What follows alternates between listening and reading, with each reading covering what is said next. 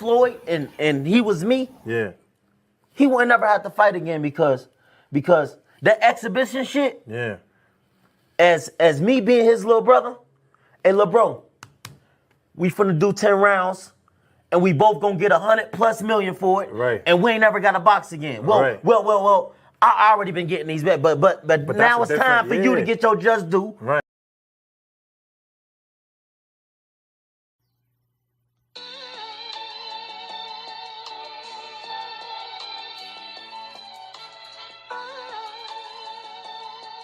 Yeah, you know the deal. We back again. Yo.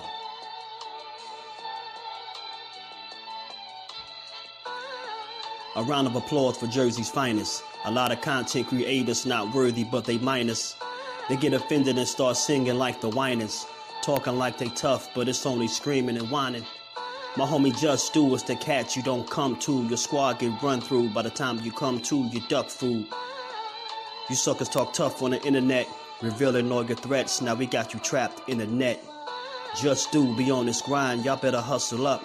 You deadlifted 90 pounds, we doing muscle ups. There's really no comparison. His voice sound like a derringer. Throwing a towel, it's just embarrassing. My dog Just very philosophical and psychological. And he mixed it all with good boxing news. These YouTubers feel like Bishop, I guess they got the juice. But it's lonely at the top to Just to feel like child abuse. Be respectful, he don't wanna talk wild and loose. If you can't relate, you get dismissed like a mild dispute. These weird cats would tell lies, then they hide the truth. Why beyond views? You lose your life when you collide with dude. It's JusDueBoxing. All you cowards quit jocking. Kirk is official with no other options. Yeah, yo.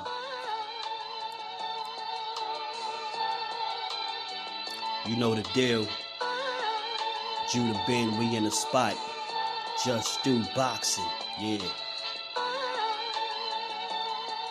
And of course, shout out to Mrs. Do, holding the whole family down. Word 'em up, word 'em up.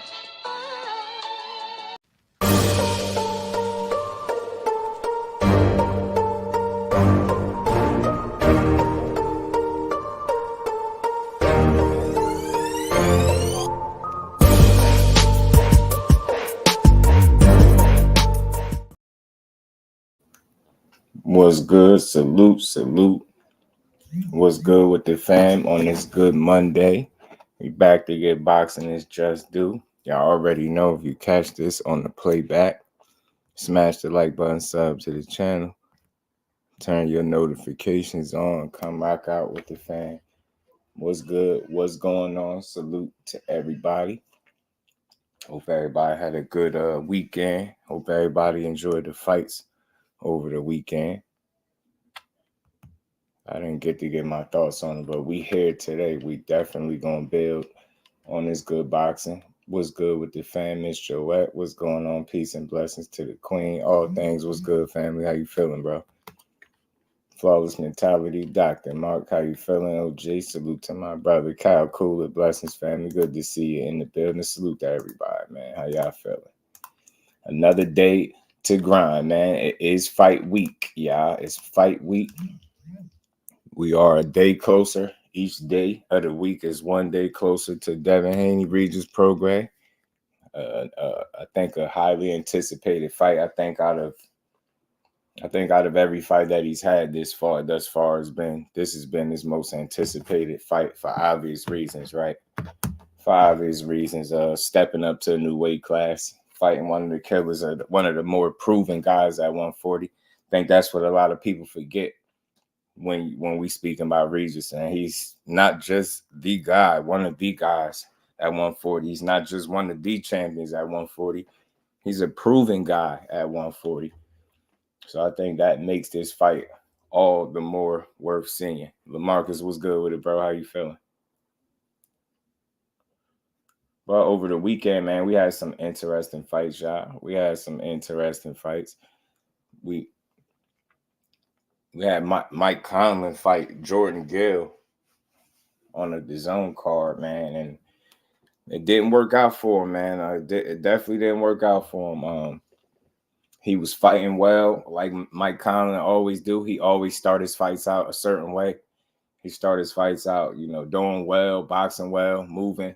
But it seems like, I don't know, somewhere in that middle part of the fight, he slows down considerably. Then he becomes a lot easier to hit. And I mean, you know, he got stopped. I don't know where he go from here. Man, that's a tough loss. Mike, what's good with it, bro? How you feeling? And Latham, good to see you in the building. Colin, been down. Yeah, I think you know, the Lee Wood knockout out the ring really did something to him. Like his losses be bad. You get what I'm saying? He be getting stopped, beat up, all types of stuff, man. It just be looking bad for him. So, you know, I was rooting for him. I thought he could pull it off. He was the favorite in this fight. It was an upset loss for him. So it's not a good loss for him, man. No loss is a good loss, but definitely not another knockout loss by a guy that people was picking you to beat. Ashley's corner was good, Cuzzo. How you feeling? Conla in the lower weights. Hey, Caleb. You know what, though? Ant, he not even him, because Caleb Plant was at least a world champion. Caleb Plant really can fight. You get what I'm saying? Conlon just seemed like, you get what I'm saying? I don't know what it is. And now it seemed like his punch resistance is compromised, and it's not going to be good for him moving forward. I just don't know where he goes from here. He don't got that type of punching power that people need to be worried about. Like I said before, he's very hittable. So I just don't know. I mean, he start them first 3 to 4 rounds, man. He'd be like he shot out of a cannon. He'd be fresh, sharp, fast, reactive. He'd be picking his shots well. But it's like, once that initial burst is gone, once that first quarter of the fight is gone, so is, you know, his energy and his success just start to go down. It started to go downhill from there. So salute to Mike Conlon, man. I know it's tough being a fighter, man, taking losses like that. No, I'm not going to jump all over him. The guy can fight, man. He's just not elite level. And I've always questioned that from the very first time I've seen him fight. I'm not knocking him, but I've always questioned, is he elite the way they was trying to, you know, build him up to be? Icon Canadian in the building. What's good with it? Salute to my guy, Mike. The Rise podcast is in the building. Senior, what it do, family? How you feeling, bro? Frontline, what's good with it, bro? How you feeling? So I don't know, man. I mean, it was an entertaining fight for as long as it lasts, but I don't know where Mike Conlon go from here. After getting stopped the way he did by Jordan Gill, that's tough. He said he's going to take some time off and spend some time with the family. I think that's a good idea.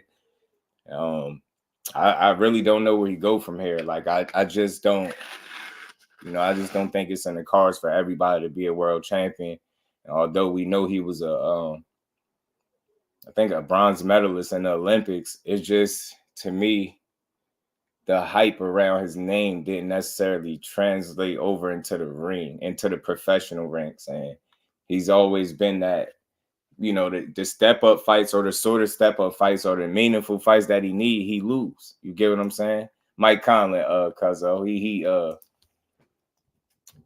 he got knocked out by Jordan Gill. Remember, Jordan Gill was the guy that got DDT'd a couple fights back and got up to win by KO. But again, Mike Conlon, whichever one y'all want to call him, you know, he's 18-3 now with 9 KOs. So he not punching, not, you know, 50% KO. He's not the biggest puncher. You know what I mean? Fighting that super featherweight, that's 130. I just don't know. I don't think he can, you know, I don't think he'll succeed at the upper echelon of 130. And all 3 of his losses been by knockout. So this dude, each and every time he get in the ring, he gets stopped. Or should I say every time he lose, he gets stopped. Every time he lose. So it's not looking good for Mike Conlon. His punch resistance is looking a little shaky. And that's just not a good sign, man. It's not a good sign for the young man. You know, Lee Wood knocked him out for his first loss back. What was this, back in 2022? This wasn't too long ago. And then, again, he fought, you know, after getting knocked out by Lee Wood, he beat Miguel Mariaga, who's nothing impressive. Kareem Gurfai, that's the guy that DDT'd Jordan Gill. Then he fights Luis Alberto Lopez. He get knocked out in 5 rounds by him in a fight that he was doing well there. And then he turns around. So this is back-to-back stoppage losses, you know what I'm saying? I'm telling y'all, it's something about that four after them first four, man. He start to be very easy to hit, man. He started to be very easy to hit. Thrill Hill, what's good, family? How you feeling, bro? He started to be very easy to hit, man. So I just wanted to run through the weekend fights. I mean, again, that was the biggest fight on that card, but I mean, I guess it's been on to bigger and better things for Jordan Gill.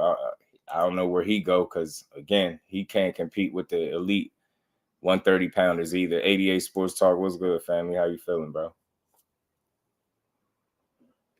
So yeah, man, back-to-back knockout losses, TKO stoppage losses for Mike Conley. Yeah, he definitely needs some time off, and he need to go all the way back to the drawing board. We'll see where he go from. We'll see where he go from here. Good. My bad, y'all. His Thrill said Conlon done. I mean, it's looking like it, bro. That's back-to-back knockout losses, not just losses, but knockout losses. They hit different. You get what I'm saying? It leaves his options, you know, a little limited because he needed this win. He was just coming off a knockout loss. Like he needed this win. I thought he would pull it off, but when I seen the way he started, you know, getting tagged, I'm like, bro, Jordan Gill started putting them combinations together on this dude. I'm like, yo, here you go. He hurt again, man. It just don't seem like he got the chin either, man. His punch resistance seemed compromised. Don, what it do, homie? How you feeling, bro? Good to see you in the building. Never got used to the pro pace amateurs 3 rounds. I think so. I think that's a great point, Ant. I think that's a great point, bro. You see what I'm saying, right? And the first 4, he shot out of a cannon, bro. He fresh. He punching. His punches is crisp. His shot selection is on point. He moving well. Then after that first 4, it's just he simmered down a lot, bro. It's like somebody just turned the oven off on him, turned the stove off. He just cool off and he started getting pieced up. Okay, I was going for undisputed, calling everybody out KO on it. Salute to KO. I see him calling for the smizzy, the smoke, big dog Willie. Man, what's good, my bro? Good to see you in the building. Salute to you, bro. Appreciate you in the super chat. He says salute to the diabolical, infamous, notorious Haney Colt. And we ain't never got a box again. Well, right. well. I already been getting these back, but now it's time for you to get your just due. The Colt is a popular thing in these YouTube streets. Big Dog Willie, the Colt be having people, they be tight over that name. You know what I'm saying? It's either the Haney Hive or the Colt, whichever one they prefer. Haney Colt, Haney Hive, same people.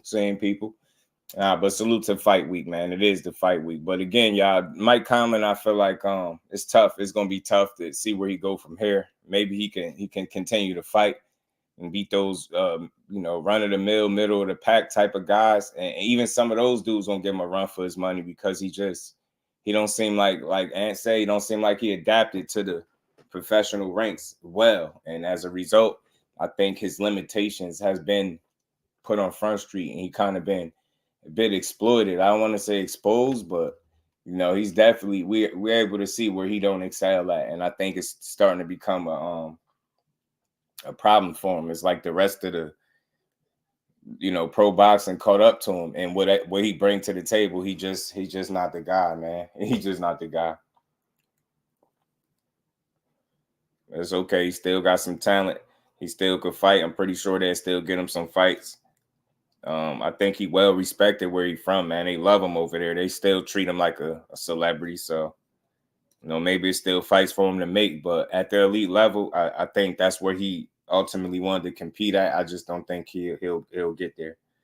Respectfully, man. Solid fighter, but just not elite level. And that just goes to show you how hard it is to be an elite level talent in the sport of boxing, and how, all Olympians don't translate the same. You get what I'm saying? Some guys are better amateurs than they are professionals, and that's just what it is. And it might be the case for him, but like I said, I never was too high on him. But now, after seeing him get knocked out back-to-back fights, and this was an upset knockout loss, I don't know.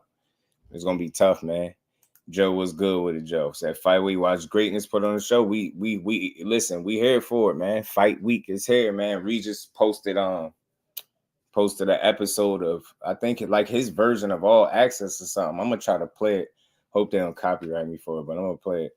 So Lost the Wood was devastating, obviously. He's Chenny, yeah, man. And then it does help that Thrill the gas tank be on E, man. Why he getting hit? Like he was sleep in the ring against Wood. You get what I'm saying? He was sleep. Mike Ron, what it do, family? How you feeling? He was sleep, bro. He was sleep against this dude. So I don't know. It's gonna be tough. I ain't about to suggest that he changed trainers, but he got to change something up, man. He just seemed like a bit of a front runner. Like I said, the first 4, he ready to go. If fights was 6 to 8 rounds, maybe he'd be all right. You get what I'm saying? But not even that, because look, he got sparked. I believe he got knocked out. What was it? The 7th round. So again, them first 4, he need fights to be about 6 rounds. And even then, the fight before that, he got knocked out in the 5th. So I just don't know. The dude just, he needs some work, man. He needs some work. Don said Regis by KO. I feel you, man. Look, man, it's a real fight, and I can't wait to see it. Andrew, great in the building. What's good, family? How you feeling, bro? How you feeling? But we definitely gonna talk about that because it's fight week, so we ain't got no choice. But the fight of the weekend that seemed like everybody's talking about. Yeah, you can't change that Thrill. Can't change that trend. I think he is who he is. You get what I'm saying? Solid fighter, just not elite level. You get what I'm saying? Still a good fighter. I mean, going to beat probably get some more wins, but, not at the elite level, obviously. You know what I'm saying? But we seen this Ryan Garcia fight. And look, y'all know I keep it consistent over here. I'm all about giving people they just do. What I was looking for in Ryan Garcia, Remo, what it do, family? How you feeling, bro? Judah Ben, my bro, was good. He said they've been promoting that. yeah, that's good. I think this is his most anticipated fight of his career, and I think that's good for him. That's good for him that everybody talking about it. I'm going to talk about it every day if I could, all the way up until the actual fight day. You know what I mean? He said Colin Dead won't land more than 60 punches. I'm pretty sure he will too, bro. I'm pretty sure he will too. But I don't look at his performance in that way. He could land more than 60 punches, but he still got to go out there and perform, man. It got to look good. It got to be impressive, especially the way people been selling it. So if his goal is to go in there and land more than 60 punches, that's not a real goal. You better go in there to put some hurting on Regis' program. You know what I mean? But before we get to that, man, let's talk about Ryan Garcia, man. I got to give him his just due. Listen, he went out there. He took another knockout, dangerous puncher again, should I say, in Duarte after getting stopped by a tank. I was looking for him to be a little bit improved under Derek James. I wasn't looking for too much because I know they only had one camp together. But I can tell you one thing I wasn't looking for. Damn sure wasn't looking for anticipating this guy going out there doing any version of a shoulder roll. Now, I don't know where he picked that up at. I'm going to just say this, because I got to get ready to it. Listen, cool fight, good fight. I'm going to get into it, but I got to talk about what I don't like. I definitely don't like that shoulder roll, bro. Like, that shoulder roll is bogus. Like, don't do that again. Ryan Garcia, bro. If you know anything, don't do that. If you don't do nothing else, bro, in your life, just don't do that. Don't go in there with no fighters playing around, bro. That shoulder roll is not to be played with. I've seen people emulate it and try to imitate it, and it just don't work. You get what I'm saying? If that's not something that you perfected, if that's not something that somebody really sat down and taught you how to do, I don't suggest that you do it. Now, I will say this. I know you had this weird moment in there where you was doing it and you wasn't getting hit a lot, right? But it was wild. It was funny to see. It was weird. Don't do that again. I think if you do that against a more efficient fighter with better feet, man, you might get yourself hurt, bro. Don't do that. Just don't stay away from the shoulder roll, bro. He said Ryan Taco Shell. Called it a taco shell. Jonathan, the brothers on the same accord. They both talk about 60 punches, bro. Bro, the goal is not to try to outperform SHAKUR Stevenson. The goal is to win the fight. So, I mean, I don't care how many punches he land. He better win the fight. You get what I'm saying? So I don't really, you know, I don't. My mind doesn't think that when I think about the fight. I don't think about SHAKUR performance when I look at Devin Haney. He better perform. I know that, especially with the way y'all been talking. That was a Mexican shell, had all type of holes in it. I'm telling you, bro. I don't know what type of that was a tortilla shell. One of them damn Philly shell. It was a tortilla shell. That was one of them taco shells that he was eating that day at the weigh-in. I mean, after the what was it after the weigh? What was it after the weigh-in for him and Tank? D for the win. What's good with it, bro? How you feeling? It looked like he was trying to protect his rib that was broke, or where Tank hit him at. It could have been, but it was ugly. What's good with it, D? How you feeling? Say he was turning his back. Yeah, I didn't know what the hell that was. Comp was limited. True. Limited competition for sure. Yeah, but look, man, Ryan, he went out there. I seen a bit more control from him. Like, remember, I was saying I wanted to see if Derrick James would slow him down just a little bit, like, and make him more efficient. I seen him. You know, he was trying to work behind the jab. I seen some patience in there. You get what I'm saying? I seen him being poised, and you know, I seen him trying to figure some things out. Ultimately, I feel like he's still the same fighter, but he sharpened up. He smoothened out some of the rough edges, right? You know what I'm saying? He patched up a couple holes, but not much. And I'm not expecting too much in one camp. But again, man, Oscar and B, I'm throwing to the Wolves. A front line, I think they trying to get him beat. Yo, I'm not even gonna hold you. At this point, they trying to get him smoked. Ryan Deep is elite. Some people, yeah, they tripping. DJ said, stop doing that BS. Do what I told you to do. He said, yeah, according to Ryan, he said he told him, you ain't Mayweather. Like, yo, what are you doing? He probably came back to the corner. DJ was like, yo, what is that? Don't do it again, bro. I don't know who authorized that. I don't know where you picked that up at. But leave it right where you got it from, and don't refrain from ever doing the taco shell in the ring again, bro, because that's the tortilla shell. Don't do it again, bro. Don't do it no more.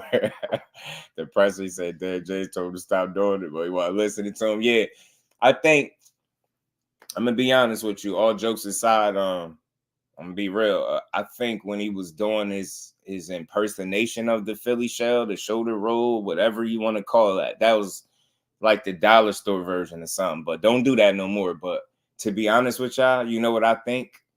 I think what showed up was, I think the moment where he started doing that shell shit that looked weird, I think that's the minute where he stopped listening to Derrick James. And I think, like I told y'all, after about 4 or 5 rounds, like, just watch the tape, go peep the round in which he started doing it. After he shoot his load a little bit, he fatigues and he's more hittable. His techniques start to lack. So what did you see? You seen him doing something that you never seen in any fight. And it was, fortunately, was some weird version of a Philly shell that he was doing. And I think that's the moment he stopped listening to Derrick James. And that is where I identified with the fact that you can tell they don't have a ton of time together. So I'm not going to be overly critical of it, right? You can tell they didn't have a ton of time together, because I think he just stopped listening to him. And even when he told him to stop doing it, he still came out and did it for a bit more. I think that's just a sign of, you know, them just needing more work together, right? Just fighter trainer kind of situation. They need that chemistry still, because there was no way that you do something that is not in your best interest, that you haven't perfected. And I'm pretty damn sure, out of all the stuff that you and Derrick James worked on, you never worked on no damn Philly shell. He even said it. You ain't worked. He didn't teach you that. So, and we ain't seen you doing that in no other fights before. So don't start nothing new, bro. But I think he just need more time with Derrick James. I think he, like I said, smoothened out a couple of the rough patches. But overall, I think he's still the same fighter. And he still need a lot of work, bro. He still need a lot of work. Get what I'm saying? I don't know how good Ryan is. He got a deadly left hand that saves him. Yeah, Remo got him out of trouble Saturday night. It was working. I don't know how, because you know how. Yeah, I know how, Jonathan. You know why I was working a little bit in a strange way? Because Duarte got terrible feet. Duarte feet might be worse than Ryan's. Duarte got terrible feet. Terrible feet, bro. Terrible feet. Even though the fight DJ didn't want to talk about Little Spice. 000. What's good with it? He said, I got Devin Haney knocking on Regis in the 9th round. Okay, you got him wearing Regis down, stopping him late. I ain't mad at that. Salute to you, bro. Appreciate you pulling up. Y'all make sure y'all punch the like button, sub to the channel. I was about to show the rule. DJ went right past it. You got who knocking out who? Man, put the fit on that. Ryan showed us a new wrinkle to his game. Yeah, it damn sure was a wrinkle. It damn sure was a wrinkle, John, because they ain't iron that kink out. They ain't iron that joint out. That damn thing definitely a wrinkle. And not a good wrinkle. That thing wrinkled as hell. They need to put an iron and some starch to that shit, straighten it out, man. Fate, what's good, my bro? How you feeling? Devin ain't knocking nobody out. D said terrible. Been grinding, man. 1K on Insta. Salute to my bro Fate putting in that work, man. I see you. I see you, man. I see you putting in that work. I gotta stop with this Devin KO. Remo ain't going for it. He said enough is enough. LWBoxing, what's good? Salute to the plug. The fax machine is in the building. What's good, bro? How you feeling? Yeah, man. Just take that out of your game, and I feel like it's some positives to take away from the fight. And another thing, y'all, aside from I think not listening to Derrick James, when that whole moment when he was doing that shell, that Philly shell, or his impersonation of it, because that's what that was. It was an imitation Philly shell. I think he ran out of answers. Respectfully, y'all, I think he ran out of answers, and he just was trying stuff. And kudos to him for being brave enough to try something during an actual fight that you didn't prepare or work on in the gym. That's why I think it looked the way it looked. So again, although we laughing at it, right? It's brave and borderline stupid, but it's not as dumb because it worked. He didn't lose the fight, right? Had he lost the fight or something doing that, we would have all been pointing to that. Why the hell did you start doing the Philly shell? But I think the young man, he figured it out. You get what I'm saying? I think he was in there trying things. I think he kind of ran out of answers. And I think the reason he ran out of those answers because he stopped listening to Derrick James and started just, he let the moment kind of get away from him for a second, but he was still in there figuring it out, throwing punches.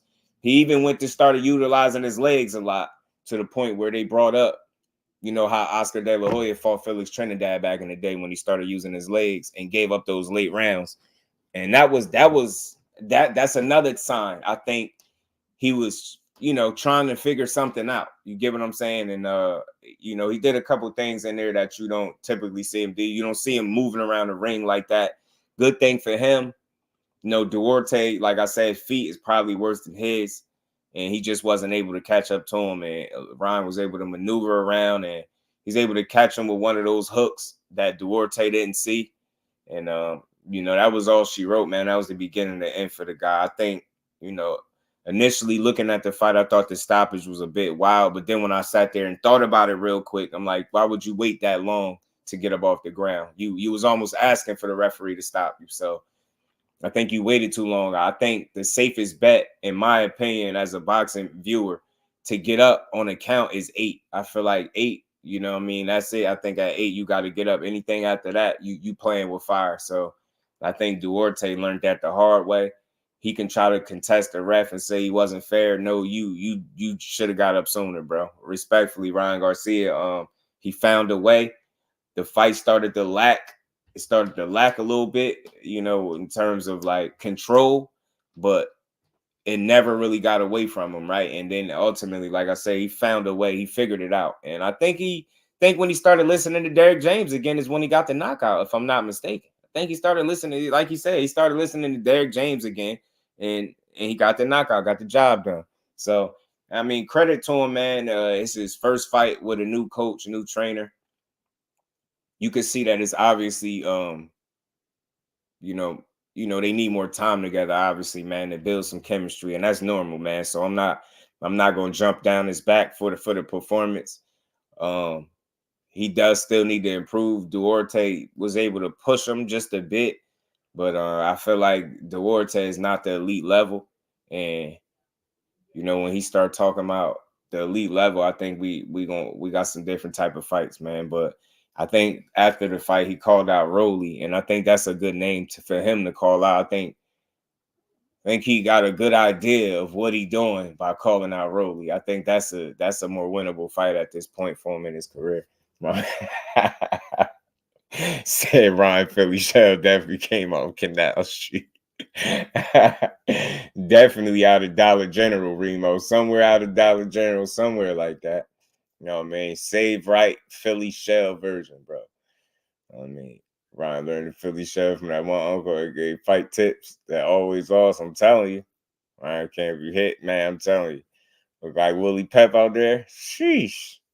Derek ain't gonna put up with that and not listening to shit at all. Yeah, they obviously, and I think some of it is to be expected, right? Because of the amount of time or lack thereof that they had together as a unit, as a team. So I think if Ryan is going to continue to improve, I think part of and develop as a fighter, I think part of that process is going to have to include him buying into Derek James as a teacher trainer 100% and understanding that, you know what I mean, he know what's best for you and he going to put you in the best positions to win.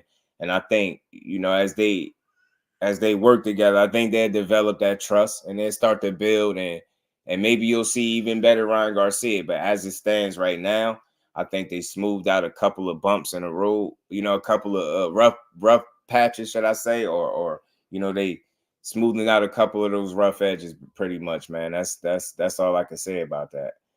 But I think he's still the same fighter for the most part, and for obvious reasons, man. So let's wait and see what he's gonna do the next one. Stopped on his knee, 10 count like he tried to shoot Ryan for doing. Yeah. So yeah, real facts. That's a good point, Remo. He did do that. Rolly might KO Ryan out there. Felix Nunes was good with it, fam. If he KO him out the ring, that'd be crazy. Frequent flyer was good with it, family. How you feeling? Like Ryan trying to listen, but Duarte low key.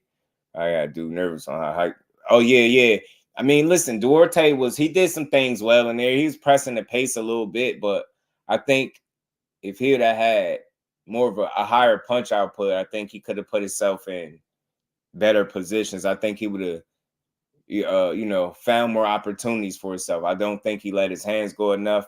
And when Ryan did decide to move and use his legs, he kind of followed him around the ring. He didn't really cut the ring off well, and he followed him around the ring.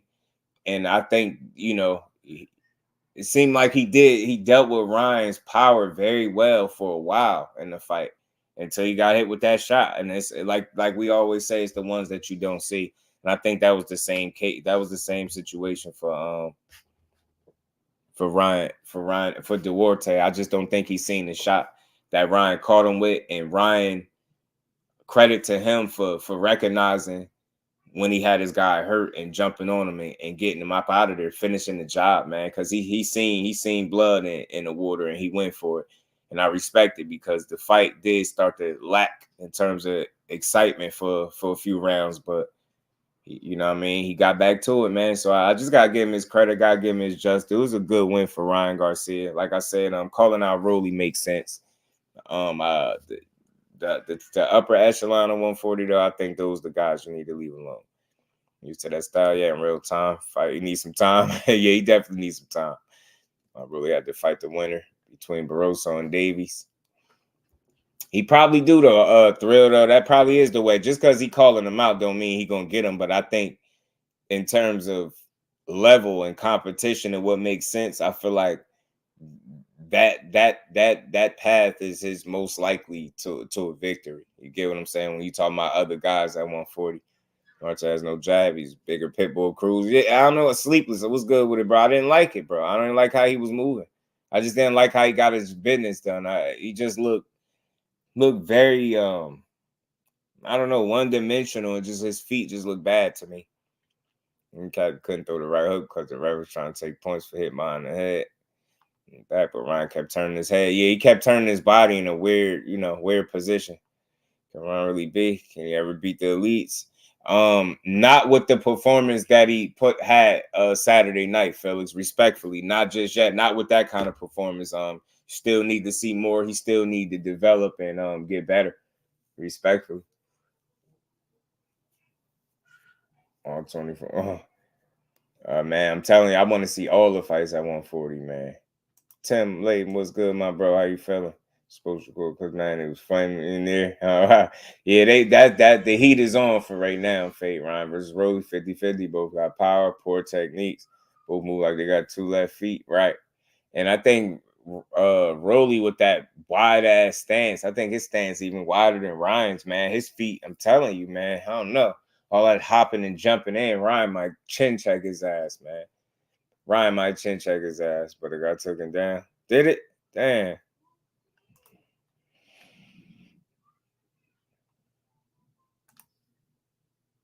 But Ryan, listen, Ryan been riding a little high, I guess. I don't know. He won this fight. Look, it's more positives to take away from this fight than negatives, but there are some things that concern me. My biggest concern, I think, for Ryan is, see, he been speaking a lot about other fighters, and you know they can have their opinions about it, how they feel about other fighters. But my question for him is, when he gonna stop playing and actually make the 140-pound weight limit? Like, when is he really, like, you get what I'm saying?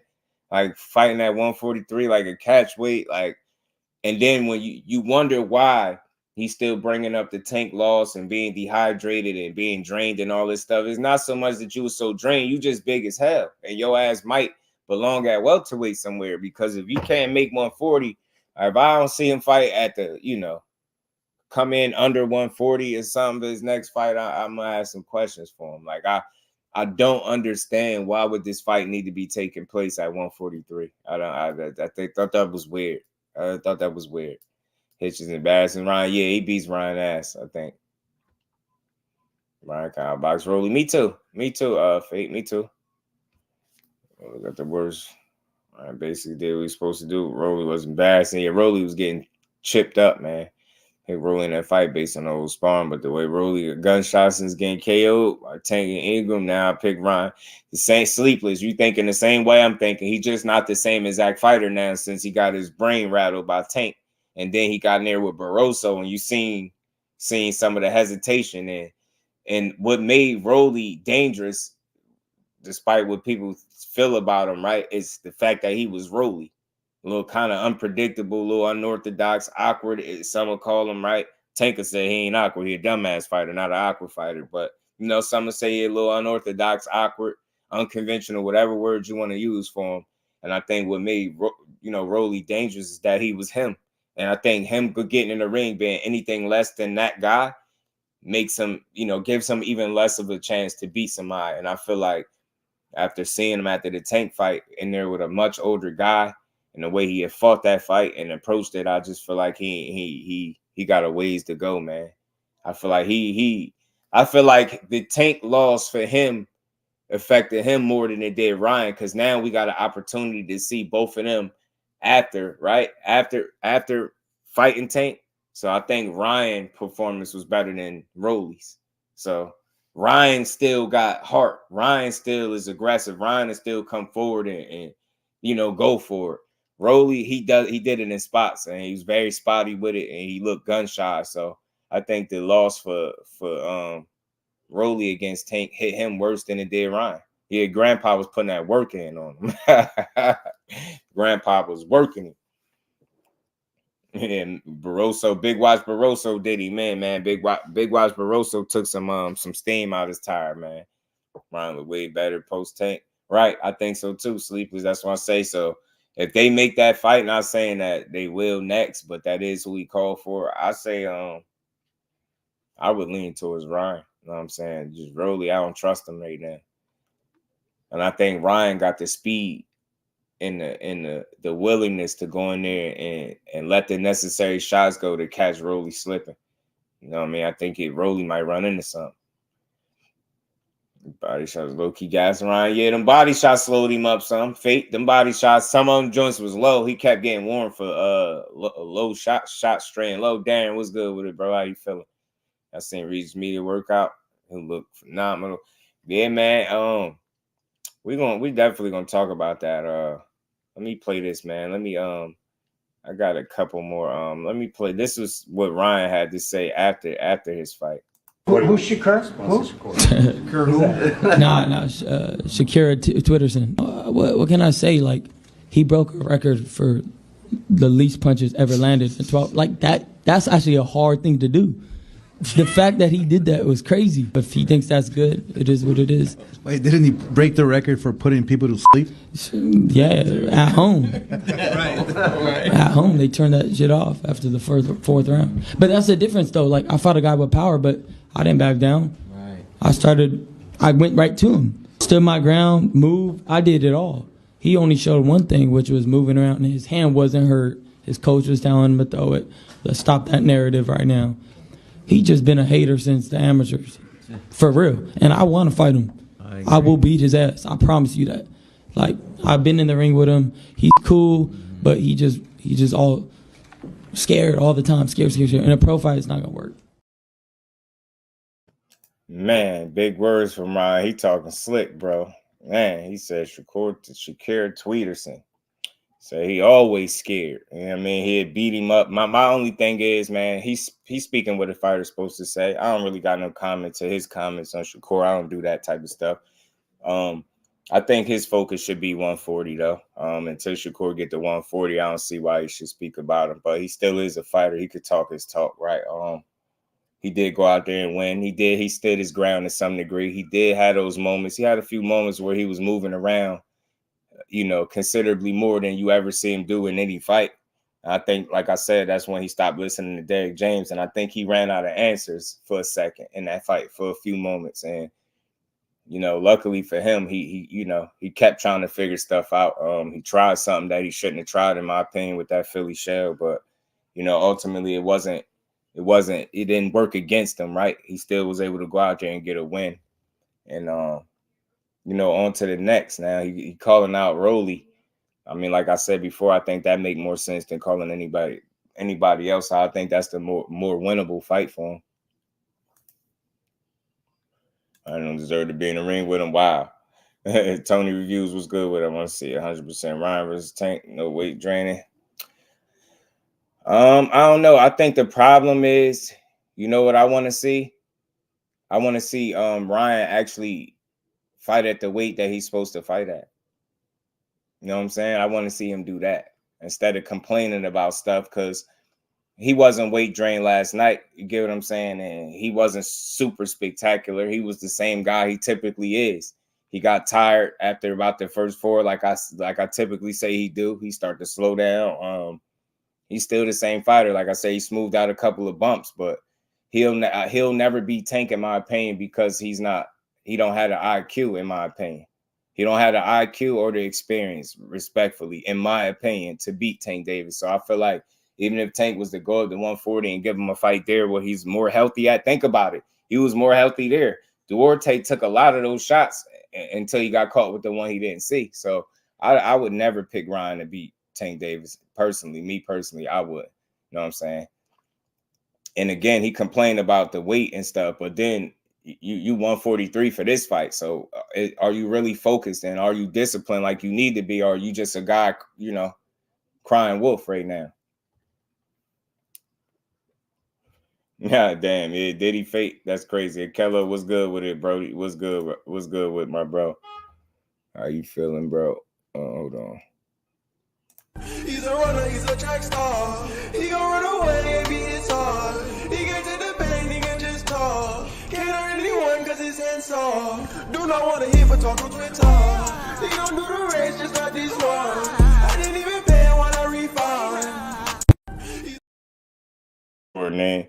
Now, you just go back in there and win in typical your fashion and fight the fight how you typically do. I think, like I said before, that's a blessing in disguise for him, yo. You accept the hate, and you got a lot of people that's claiming they won't watch you, but they gonna watch you. And everybody talking, just bet your money against them again. I bet you don't bet your money against you get what I'm saying, his next opponent. Bet you don't put your money on his next opponent, is what I'm saying. GP, what's good with it, bro? How you feeling? Say, if you try that Philly shell with Tank, yeah, good God Almighty, he sleep, he gonna get slept. Say, hey, boo bop, truck star.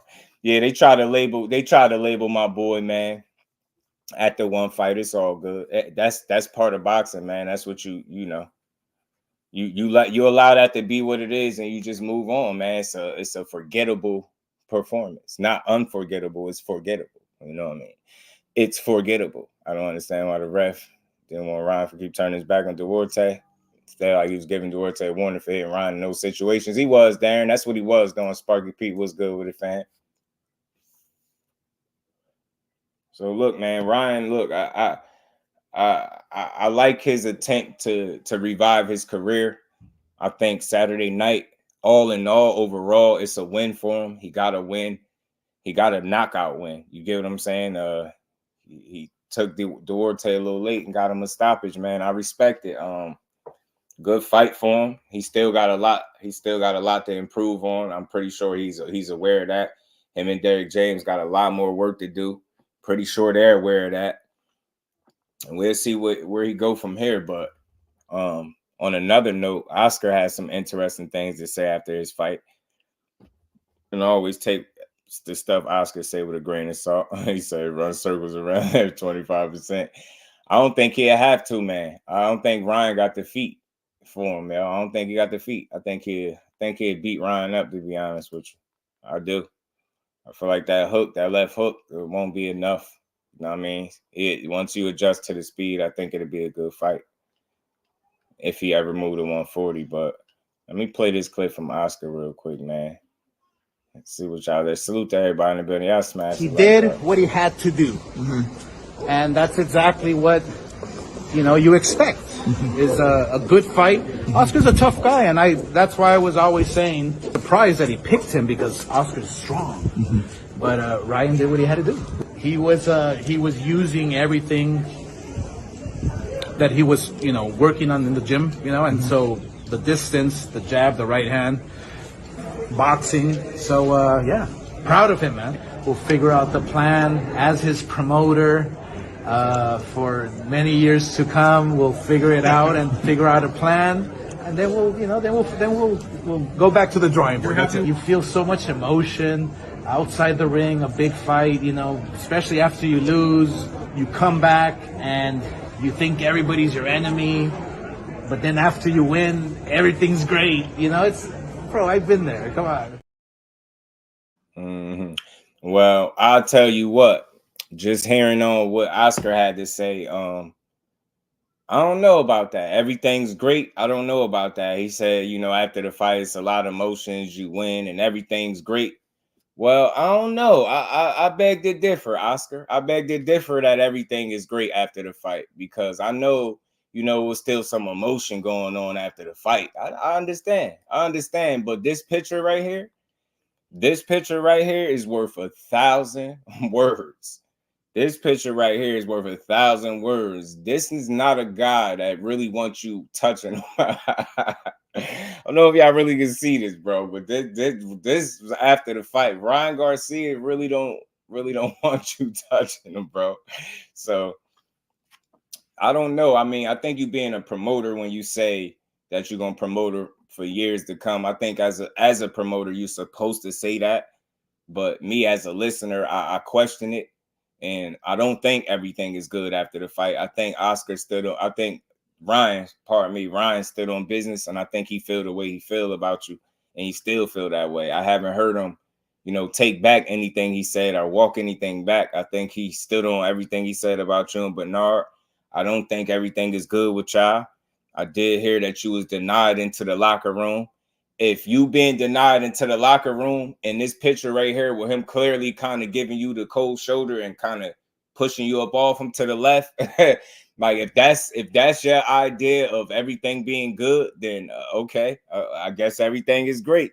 But the fact that he pushing you up off from here, he ain't shout you out in no type of way. You or Bernard, you wasn't allowed into the locker room. I think that speaks volumes. I think he don't really got nothing. He don't really got nothing for y'all. You get what I'm saying? He just a worker at this point, and you his promoter. And I think that's how he dealing with it. And kudos to him if I analyze this situation the right way, and that's the way he carrying it, until they start treating him a little differently, man. I think that's what you're gonna get from Ryan. I don't think he cared to be at Golden Boy no more. And I think a good thing for him would be to leave. You know what I'm saying? Yeah, no. Yeah, and it was at a catch weight, Darren. So he ain't missed the weight, but it was at a catch weight. So to me, you can't be at the best shape of your life if you're fighting at a catch weight and you fight at 140. There's no way you're in the best shape of your life, because you would suppose that once you're fighting 140 pounders, you're gonna have to come in under the 140-pound weight limit, not at 143. So I don't know what the hell he talking about. Hey, I don't see how he could be in the best shape of his life there. So I said, Oscar Whisper, you're my golden boy. He did. He did. He did, you know what I mean? Or that was Hopkins was banned from the ring again. Yeah, I don't know where Hopkins was at, Sleepless. Yeah, he tried to congratulate him. But you know what, Sleepless? Respectfully, to me, this is PR when you see Oscar doing this. When you see Oscar doing that, he said, yeah, Tony, he wanted him to take that out. He was like, damn, you got it. He was like, Oscar whispering to his ear right now. He was like, you won't win the next one. Oscar was like, you got out of here tonight, but you won't win the next one. You won't, I guarantee it. That's why he's sitting up here talking about he want him. Now, all right, now, so tell me this, y'all. Am I tripping to think that it's some part of Oscar that wouldn't mind seeing Ryan get beat? And reason I'm saying that is, if y'all hear what he's saying he want now for Ryan, he said he want, him, he's targeting the winner of Haney and Prograis. So who thinks Ryan would beat either of those two guys right now? Who thinks Ryan would beat either Devin Haney or Regis Prograis right now? I ain't picking him. I ain't picking him.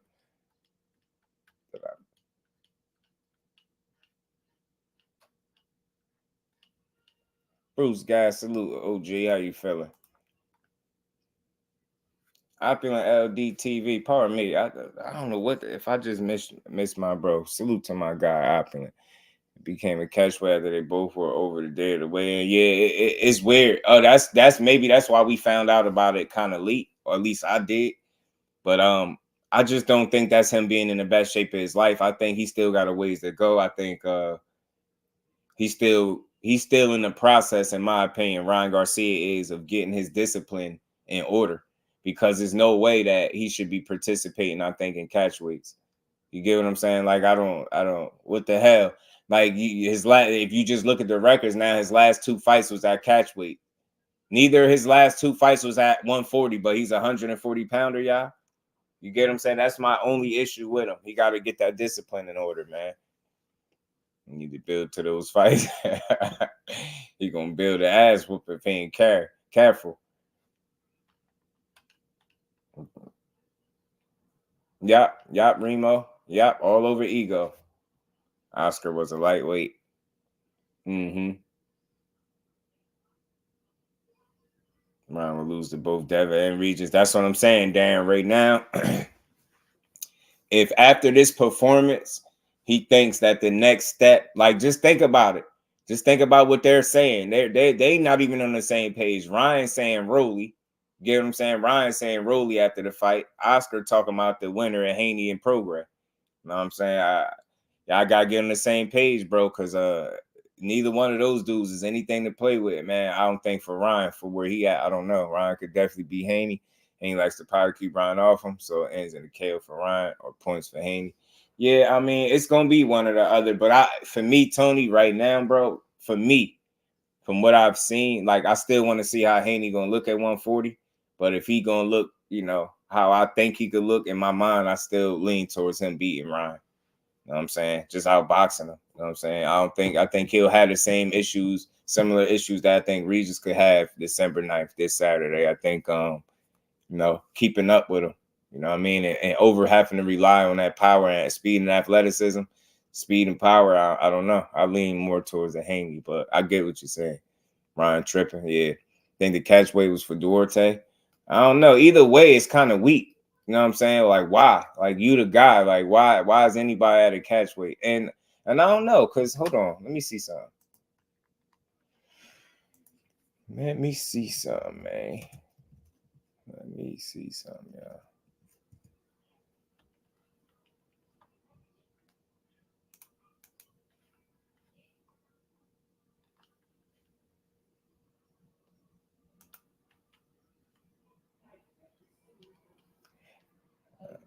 Nah, it was definitely for Ryan Remo, because Oscar Duarte is a lightweight. He's still listed as lightweight. In his last fight, Oscar Duarte's last fight before Ryan Garcia, he fought D'Angelo Keys and he won a 7th round KO. But that fight was at 35, so he brought him up. So you know, Oscar Duarte is a lightweight. And I hate to knock people. I hate to knock them, but that's another thing that I question. You're not even fighting 140 pounders. So Ryan been at 140 allegedly for how long? And when has he once fought a 140 pounder? This dude ain't fought a 140 pound. Nah, bro. No disrespect, Ryan. I gotta get you. I gave you your just due. I did, but I gotta get you. I gotta get you, bro. I think I'm not tripping. Yeah, man. Yeah. Because after you fought Luke Campbell, you fought Emmanuel to go 138. Javier Fortuna, okay, you fought him at 140. There you go. All right, you fought one guy, and Javier Fortuna is not a real 140 pounder. So that's my issue. That's my only thing. He not really fighting 140 pounders. Oh, then what it do, my bro? How you feeling? Say, look, he wanted Ryan Garcia to lose a fight. Yeah. Now he talking about Haney or Regis for him. Like, bro, nah, you gonna get beat up. Let your young man work. I'm gonna be tuned in, Joe. I'm gonna be tuned in. Ryan was doing the silly show. Coach Amber, peace and blessings, Queen. How you feeling today? Miss Joette said him and Dad both were saying they're going to 147. They know they want to see Boots up there. They better chill on that 147 smoke. Just Google Duarte pre-fight like bicep look torn or ruptured. Yeah, it did. It did, Remo. I seen it. Duarte spars 147 pounds also. Okay. Yeah, he just not they got him still listed at lightweight. And like I said, his fight before this, he was at lightweight. So he's still I would suppose that catchweight would be more for Ryan Garcia. That's what he does. Oscar's trying to get him beat. And I'm trying to stall out Haney, Sugrel, and Teal to figure Rolly can give him some more experience. Yeah, that's a good route to go. Go mess with Rolly, man. Go over there and mess with Rolly, bro. Go fight Rolly. That's a good win. But I think Regis, with his footwork being what it is, I think Regis will be able to catch up to a guy like Ryan. I think he'll stop him. I think his lack of defense and, you know, we seen him run out of answers a little bit Saturday night. And I think that's why he started doing that Philly shell. Just imagine him doing that to a guy like Regis and he allowed Regis to get up in his chest. Like that'd be all bad for him. And, you know, a performance like Saturday don't necessarily make me think he beat Haney based off what I've seen in the ring stylistically, right? Unless he's to catch him or something like he caught Duarte. You know what I'm saying? Ruby would beat Ryan. The ref allowed him to fight like they did Ryan's fight with Duarte. I mean, look, he got a shot for sure, Dan. He definitely got a shot. He got a shot to win it. He definitely got a shot, but I just think he just a little. I feel like after seeing both guys after they survived Tank Davis, you get what I'm saying? I think Ryan Garcia survived Tank Davis a little bit better. I think he looked better in his showing and he fought a guy that, you know, could knock him out. And although Barroso could have knocked Rolly out, but he was a much older guy that I think if Rolly truly was, you know, one of the players at 140, I think he was supposed to beat him at least convincingly. You get what I'm saying?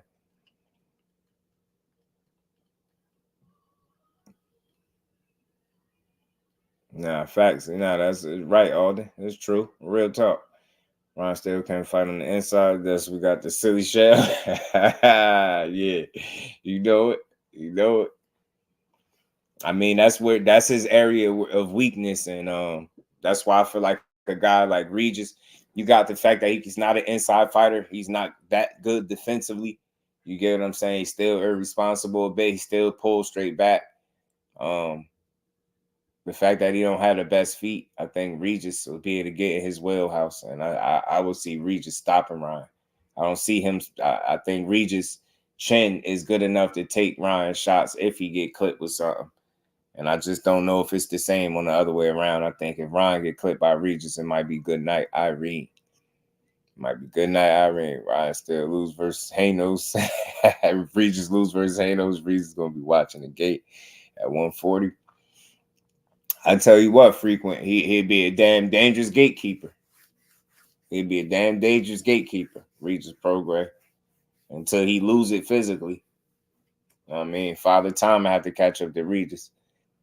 You show on Surviving the Harlem Globetrotter. Nah, it's Surviving Tank Davis, man.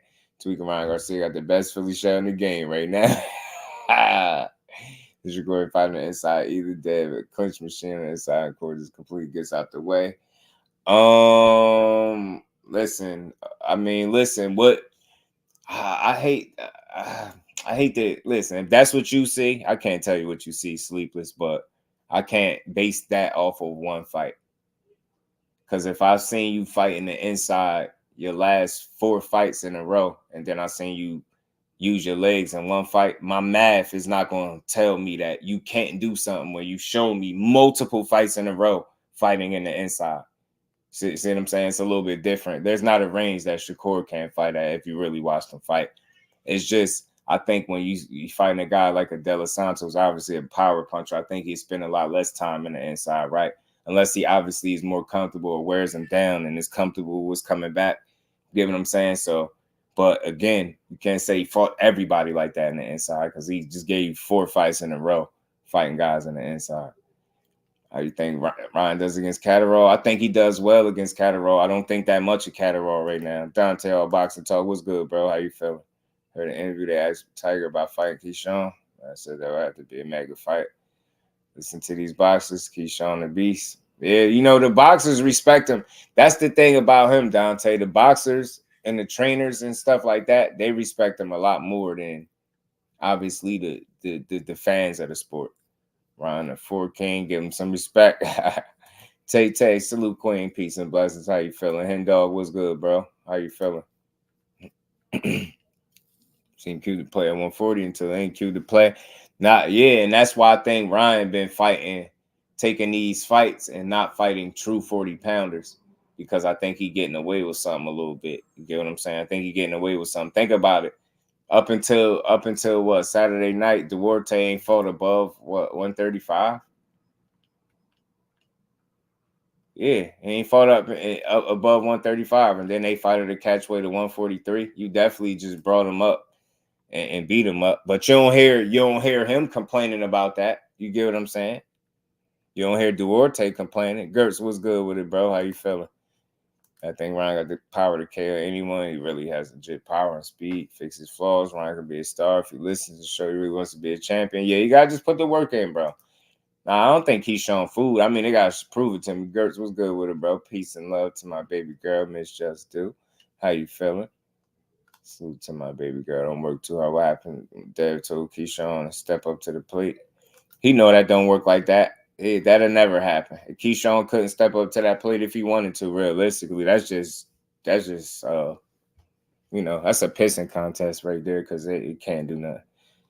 I'm gonna say it's a technical wild card, different anomaly from the others. I think he can beat everyone besides Frank Martin.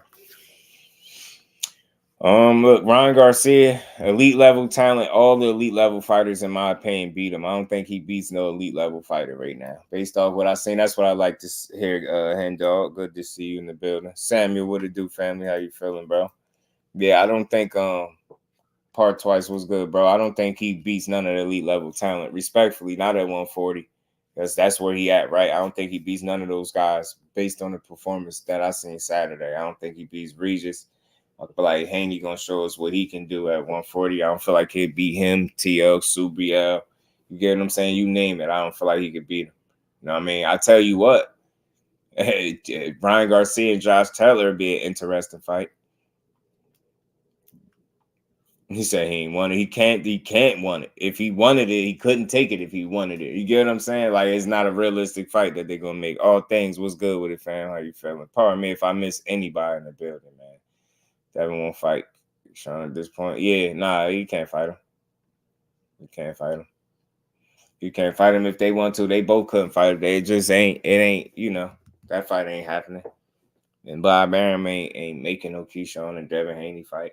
That's what you got to really ask yourself when it's all said and done. You know what I'm saying? He got a plan for Keyshawn. I'm pretty sure it don't involve Devin Haney no time. So respectfully, Devin Haney, and again, who would really want to see that right now based on where Devin Haney is, right? For one, he's not at 35, he at 40. And he's competing in a title fight. Like Keyshawn ain't there yet. So that fight just wouldn't make no type of sense. You know what I mean? But I say give it some years. You never know. You know what I mean? Them dudes might find themselves in the same weight class, man. I just want to see all these fights when it's all said and done. I want to see them all. I was doing that silly show trying to hide that rib tank punch. Oh man, remember Garcia beat Haney 3 times in amateurs. Absolutely, hen dog. So I always said this. He has the pedigree. You get what I'm saying? He has the ability and talent. I think it's just a matter of a drive and work ethic and consistency with Ryan. I think he still got some discipline issues going on. Again, that's why he's not fighting at 140 the way he's supposed to be. Nobody respects Regis.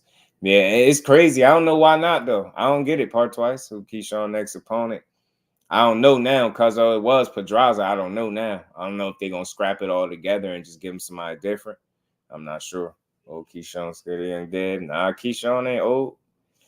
I think Matias and Ant Russell and Hitchens. Watch Ryan. Not sure. I think he could compete with Haney and Regis. He would have a shot. Yeah, I got both of them. Yeah, I get you, Dante. I got still both beating them. No, I don't think Bob's scared. I just think is you know, SHAKUR got a better shot, obviously, than Keyshawn. Uncle Chad, what's good with it, bro? How you feeling? Like Keyshawn is not to be played with today. Get him, baby girl. Y'all punch that like button out for me. Actually, Ryan did good holding the body. As the fighter Ryan fought, throws the same red punches during the fight. Ryan prevented him from getting hit there. Ryan just needs to work on his defense. Absolutely. I just think the Philly shell is not the route, but you know, you make do whatever you make it do what it do when you got to, right? And that's what Ryan did. He improvised on the go. I'll give him some credit for trying it, being ballsy, being brave enough to try something that they didn't necessarily work on or strategize on in training camp. But I would advise strongly against doing that against a more formidable opponent, against a higher level opponent. I mean, Duarte, I think one of the reasons why that was able to work because he just got bad feet. He got bad feet and he didn't let his hands go when he was getting in position. A few of the times, you know, throughout the fight, he just wasn't letting his hands go. He seemed like he was worried about getting countered or getting hit with something. And Ryan, credit to him, man, he was put something on his mind early enough to make him respect him. But ultimately, it was the shot that Duarte didn't see, and then Ryan having a presence of mind that you know, recognized that he had his man hurt, and he just went for it, and I respect it. Good win for him, but I just want to see him fight a 40-pounder next. Who? I don't know, but I don't think it'll be Rolly, but I hear him talking. You know, I hear him talking. Devin not taking a fight with to fight that skills just as good as his. Yeah, I said it. He's showing more skill than Ryan, no doubt. True indeed, man. And he goes recognized as special needs organization. Why is he looking at Ryan like that? This is after the fight where he tried to congratulate him, Rosa. And it looked like Ryan really wanted him up out his face, to be honest with you. It looked like Ryan would prefer that this man be out his face. You get what I'm saying? And be somewhere else. But like I said, I heard he wasn't allowed into the locker room as well. So that was something else that he got to worry about. So I don't think everything is all good when it pertains to him and Ryan.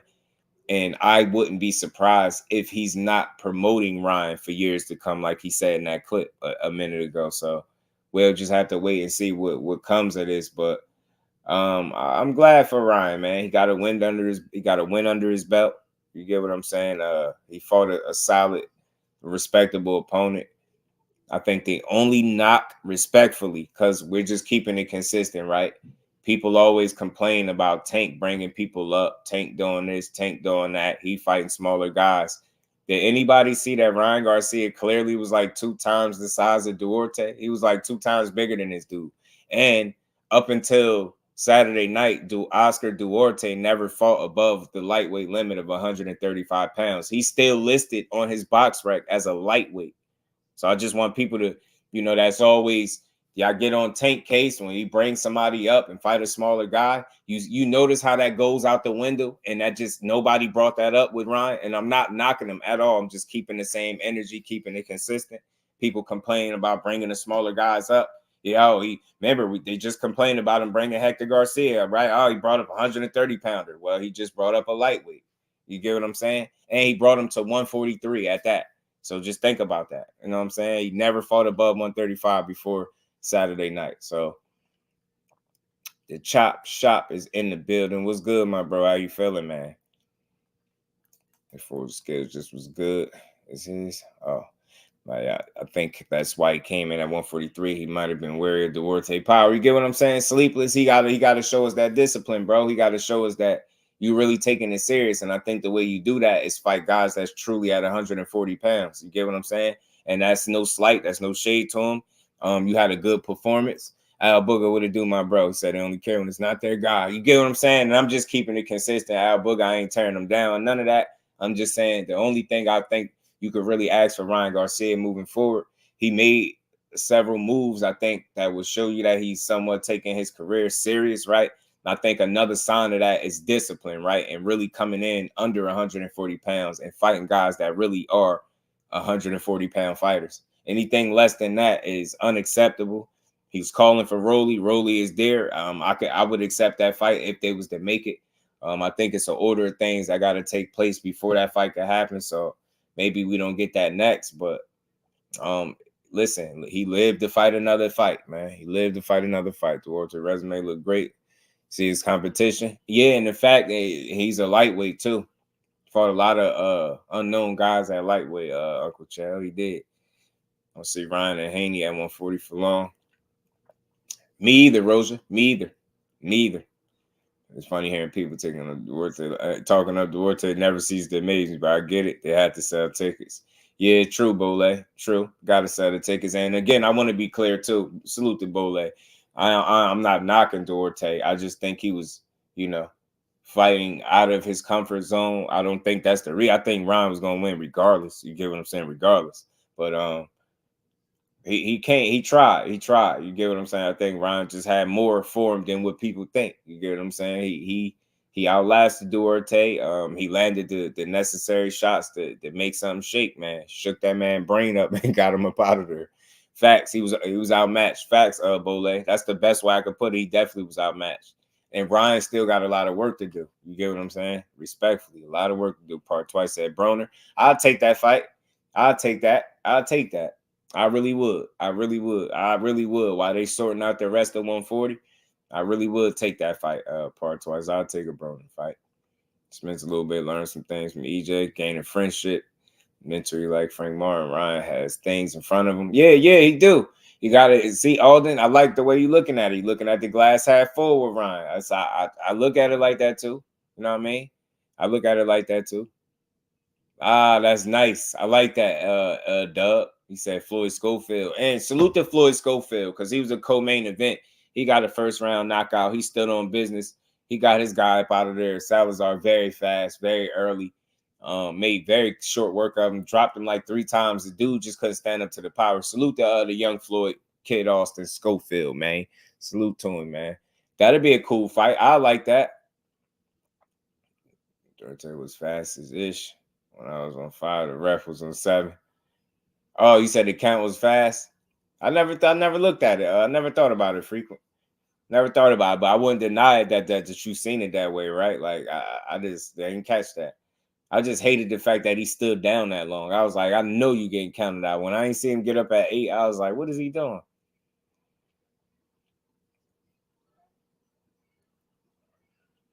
Every fight was a KO. Right. It was a cool card, man. It was a good card. Can't wait till Tank announces big 2-fight deal for his epic May 2024 return. Yeah, man, that's gonna turn some heads, man. Especially if he got the right names on that list, Sleepers, which I believe in them. When the chat bet on Duarte, I don't think nobody, bro. Hendo said facts it was. So it was a good win for Ryan Garcia, man. He went in there and did what he had to do. Said that count was fast. Think so too. Yeah, man. Maybe that's what Oscar is whispering into his ear. We got you. Oscar telling him right now, we got you. Ryan was looking at this dude. Ryan ain't even make eye contact with him. No eye contact with him, bro. Ryan made no eye contact with him. And real quick, just to switch gears, Dub, it's funny you brought up Duarte, right? For Kid Austin. Here go him and Jojo Diaz going back and forth too. I think that'd be a good fight for him. Him and Jojo Diaz would be a good fight.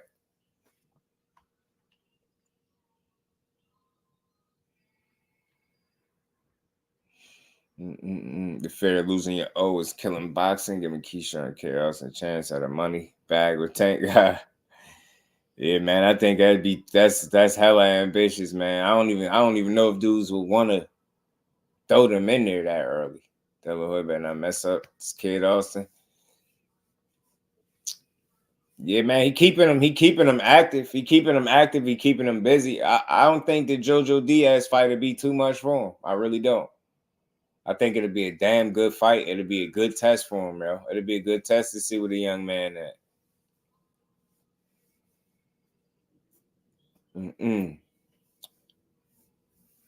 Chop side, I answered that Loman before you said won a clear win. It was unanimous. Oh, you talking about somebody named Chizat. I'm a more tired. Tank next since Tank retired at 135. Yeah, man. All those fights, any of those fights, man. Frank Martin would be a good fight. Why not? People like Frank. He said Oscar got Ron signed to Ringview Records and blood in, blood out. Oh man, no Vaseline. SHAKUR is more tires better. I like that fight too. I do. Sorry, Ron. Make it up to you, OG. Really okay, give my money back. Yeah, but I like Kid Austin and Floyd Schofield.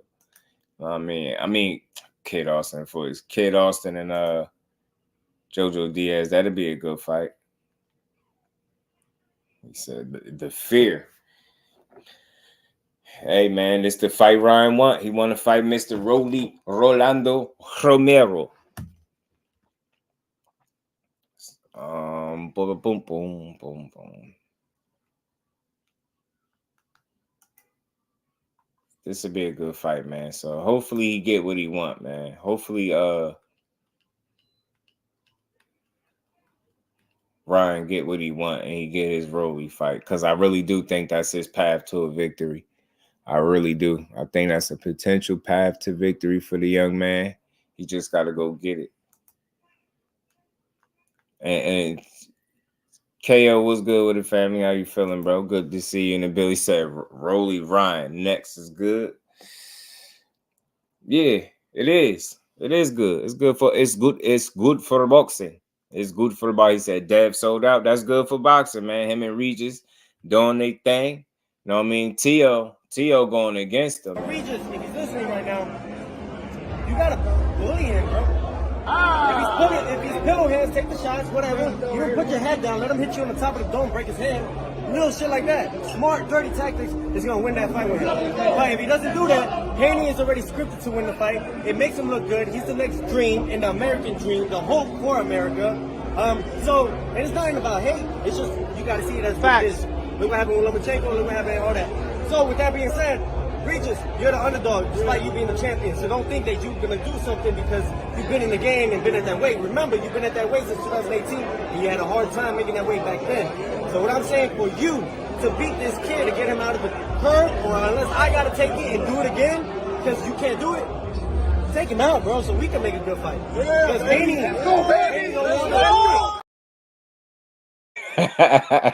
Reach, Tio talking crazy.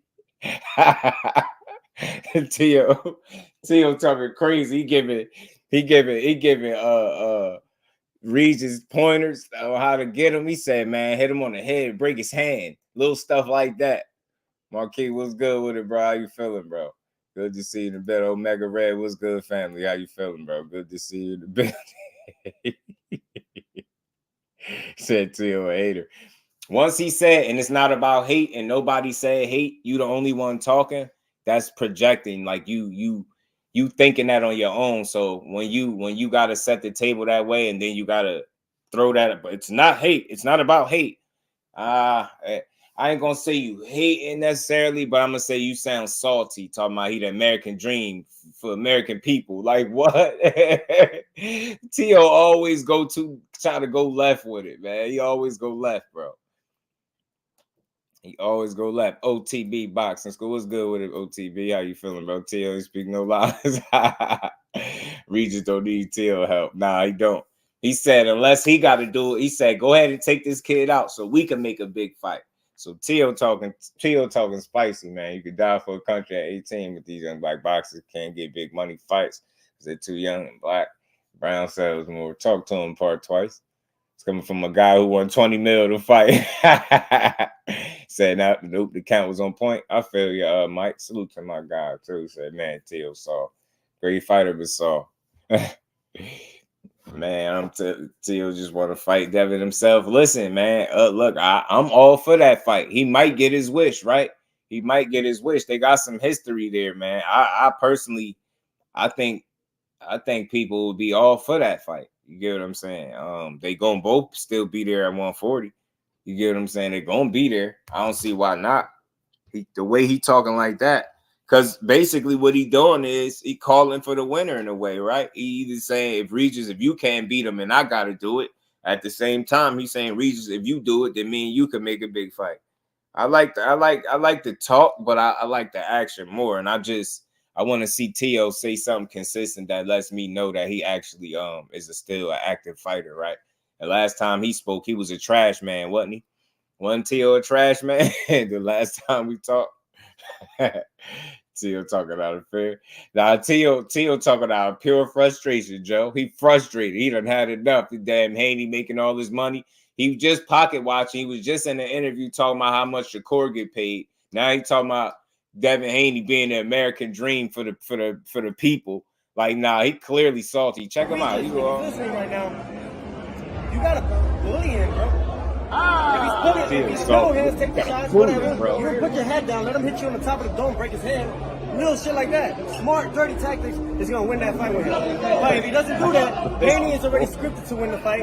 It makes him look good. He's the next dream and the American dream, the hope for America. So, and it's not the about hope him. for America. Like, damn, he's the hope for America.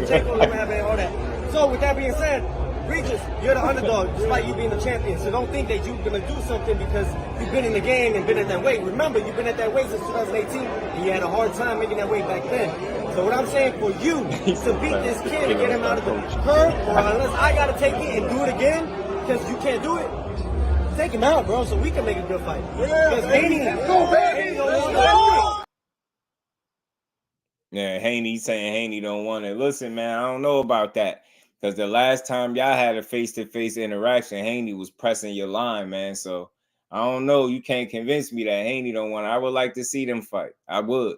And like I said, you might get a chance to see that if T.O. stop playing around. You get what I'm saying? Because after he beat Regis, he a champion, and T.O. is a champion too. I just don't see no reason why fights like that can't get made. Tell them, it's Cowboy Nation over here, man. I know y'all, some of y'all don't like the fact that they winning, but it is. T.O. scared to death. He should put himself in the trash truck. Must wait for Haney. The next fight should be T.O., not Tank. Listen, I'm not against him and T.O. fighting. T.O. call him a kid like he 35 or something. Now, that's how you talk, LaMarcus, when you retire. You know what I'm saying? He the trash man. He got a job. You know what I'm saying? T.O. call everybody kids because he got a job. You know what I mean? T.O. do a lot of talking. He can fight his ass off, though. T.O. can fight his ass off. That's the only thing that saves him, you know what I mean? And that don't all the time save him because he's had a shaky performance or two. But overall, we do know T.O. a hell of a fighter. Focus T.O. is a damn good T.O., a dangerous T.O. Hopefully he get himself, situated, man, and figure out what he want to do. Like I said, the last thing I heard was he supposed to be doing an exhibition late this year. I mean, late this month. So we're gonna see Doug Dad so bad live about being honest. Oh man, that T.O. is a funny guy, bro. You gotta love him, man. Gotta love him, but he definitely rooting. You see who he rooting for. He rooting for Rougarou. You know what I'm saying? He rooting for the Rougarou. So they could make a big fight. And some would say that he really don't want to fight Regis either. He just want an excuse not to have to fight Haney. So he would love to see Haney lose against Regis Prograis. I mean, he'd love to see Haney get beat, so he ain't got to even worry about fighting him.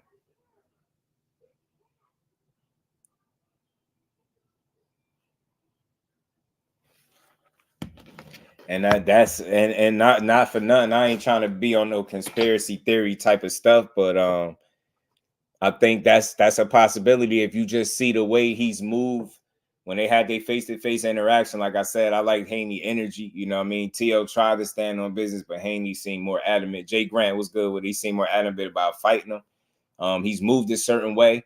You hear him kind of setting the table. He's the American dream for the American people, and you get what I'm saying? It's scripted for him to win. Remember, this the same dude that said what was scripted before? What was T.O. calling scripted before? He pulled this stunt before. So again, that's why he has to set the table. I'm not trying to label him no hater, but he comes off as a salty guy.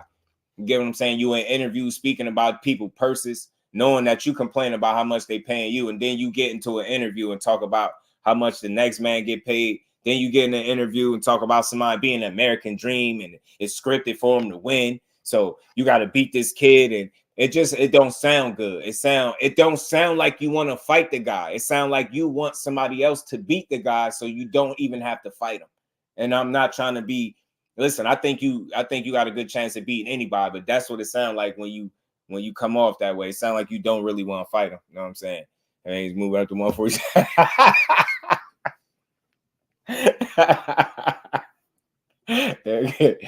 Damn the hope for America. Yeah, damn the hope for America. He sounds salty as hell, don't he? He sound a little salty. I'm not gonna call him no hater. I'm gonna just say he sound unpleased with, you know, Devin Haney and what's going on with him. Like, I don't sound good. You get what I'm saying? He'll run around with that duck on his head. Probably be damn ducker. Big Tex was good for the family. How you feeling, bro? Easy Ball was good, fam. How you feeling? T.O. beats Kambosos in a rematch. Absolutely, he beat the hell out of Kambosos in a rematch.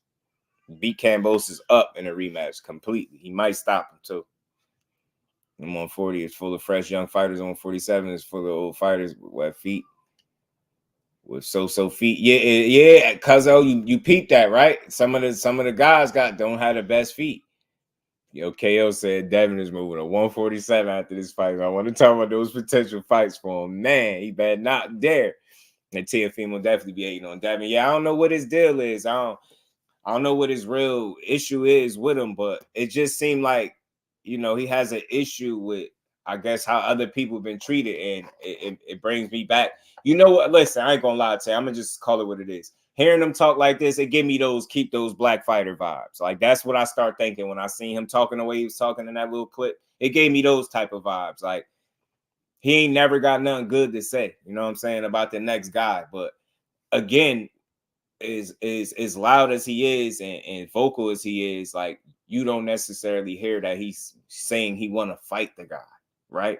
He threw a little shot and say, if I got to beat the guy, if I got to beat a guy to do it because you can't get it done, but just beat the guy so we can make it. It don't sound like he want to fight Devin Haney to me, respectfully. Now, no, I'm not saying he's ducking him and scared of him. It just don't sound like he's interested for whatever reason in fighting him.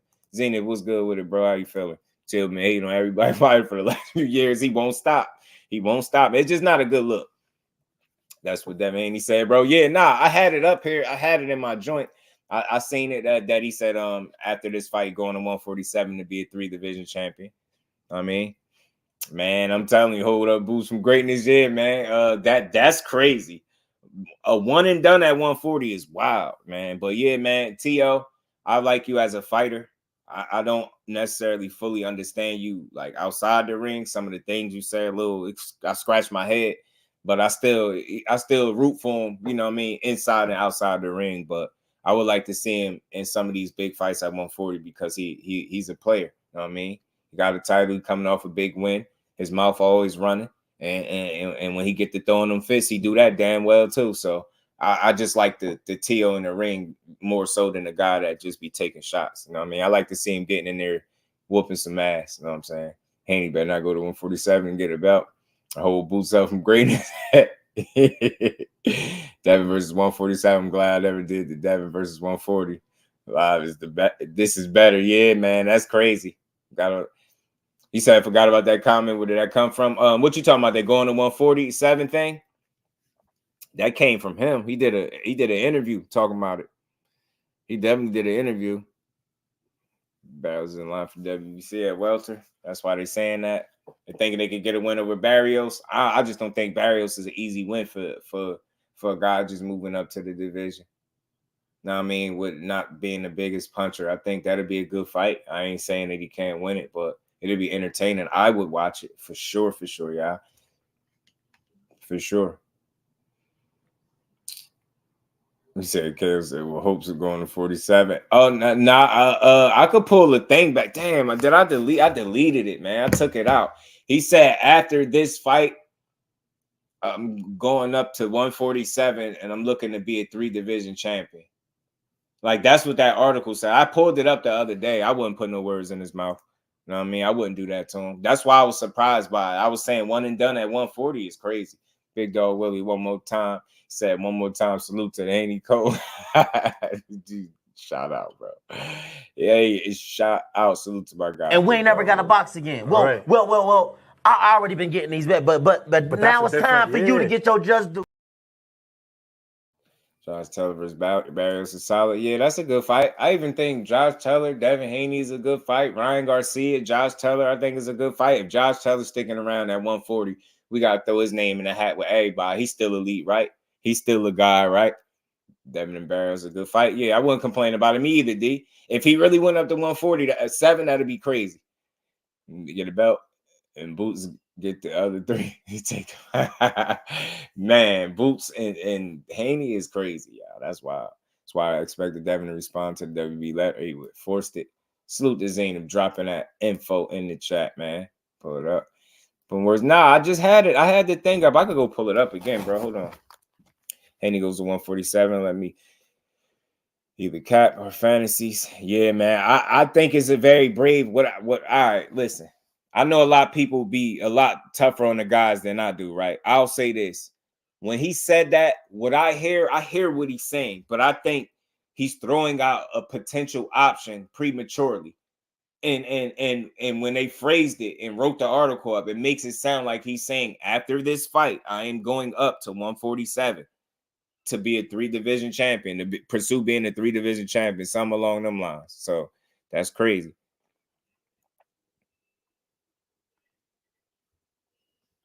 That's what it said. That is what it said. He said, oh, read it. All right, bet. KO just pulled something. All right, I got you. Let me click it. Let me go to it. You know we wouldn't lie on the young lad, man. That's what they said, though. Let me get to it. I got y'all. Y'all smash like Haney quotes are written in saying he said he keep finding a way to drag Tank core info into it. Yeah. Above Boost, Stadiums, etc. Yeah, they just cop chase Tank for 4 years for nothing.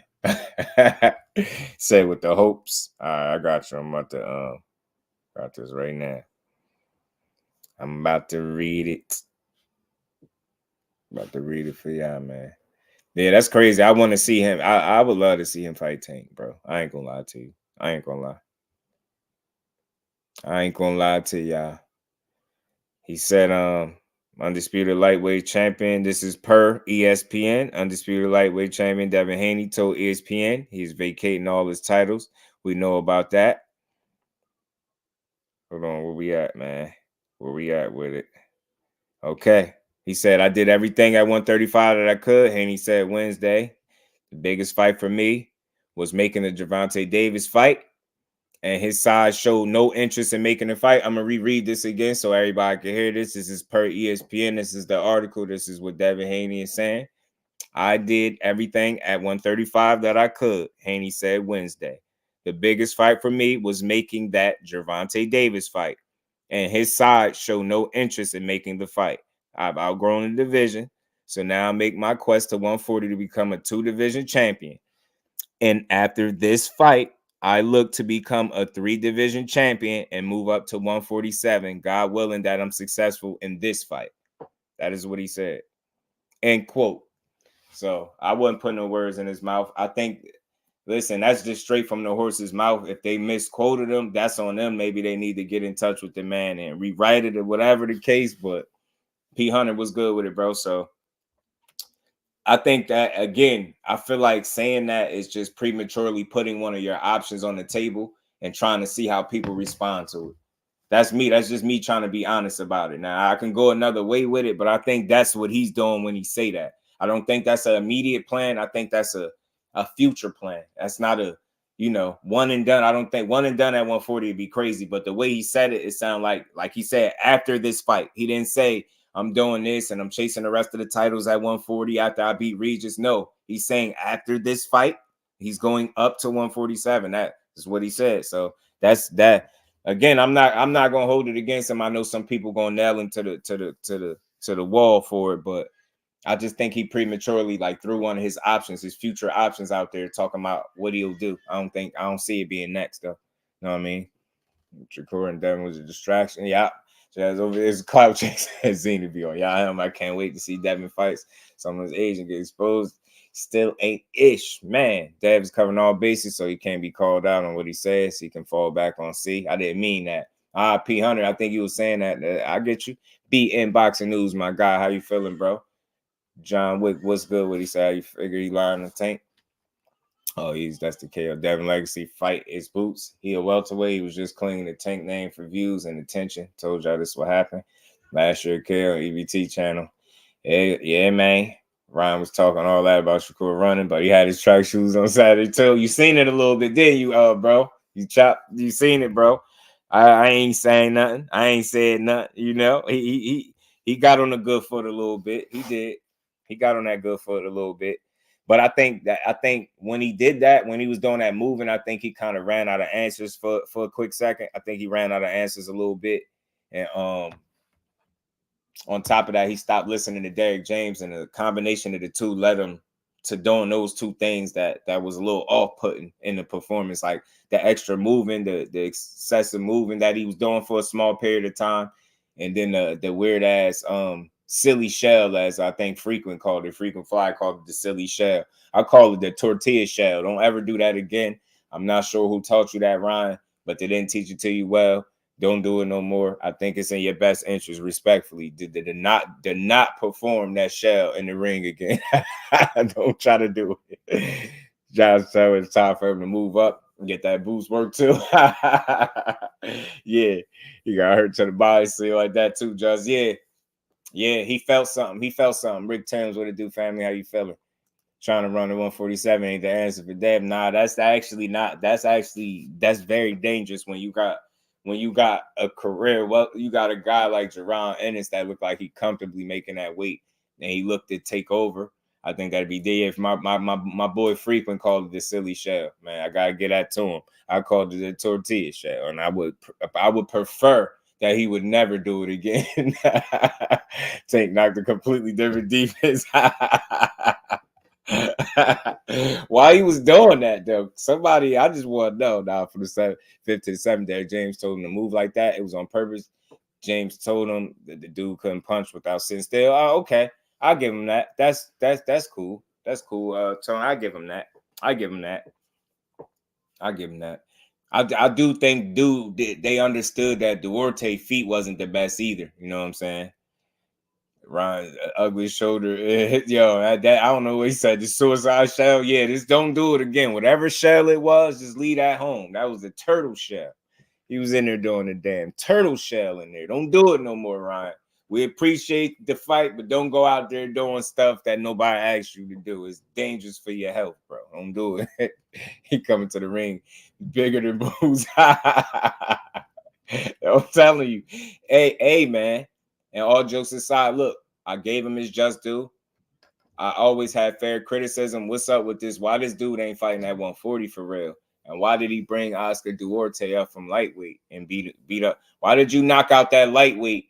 Why did you knock out that lightweight Saturday and ain't nobody complaining? Because everybody complained when Tank Davis knocked out Hector Garcia. I mean, I got to throw that out there. Like, why ain't nobody mad that, you know, Ryan knocked out a lightweight, a career lightweight that's never fought above 135 until last night. I mean, Saturday night. Lons, what it do, family? How you feeling? Ryan was running over here. Nah, he's on that good foot, big dog. He was on that good foot. Someone called it the California roll.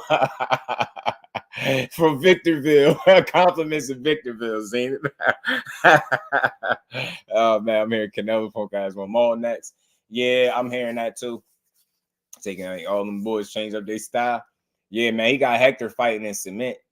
Hector, like, he fighting in cement. They tried to put that on us. We Philly guys rejected it frequently. That's disrespect, blasphemy. That ain't no damn Philly shell. That's the tortilla corner store shell, bro. You know what I'm saying? That's not it. Don't do it no more, Ryan. Stick it to his DNA. Let's see. The Rolly fight, yeah. Let's see the Rolly fight. Look, I love to see it. I love to see him get in there and mix it up with Rolly. You know what I'm saying? Just hopefully it don't look nothing like this.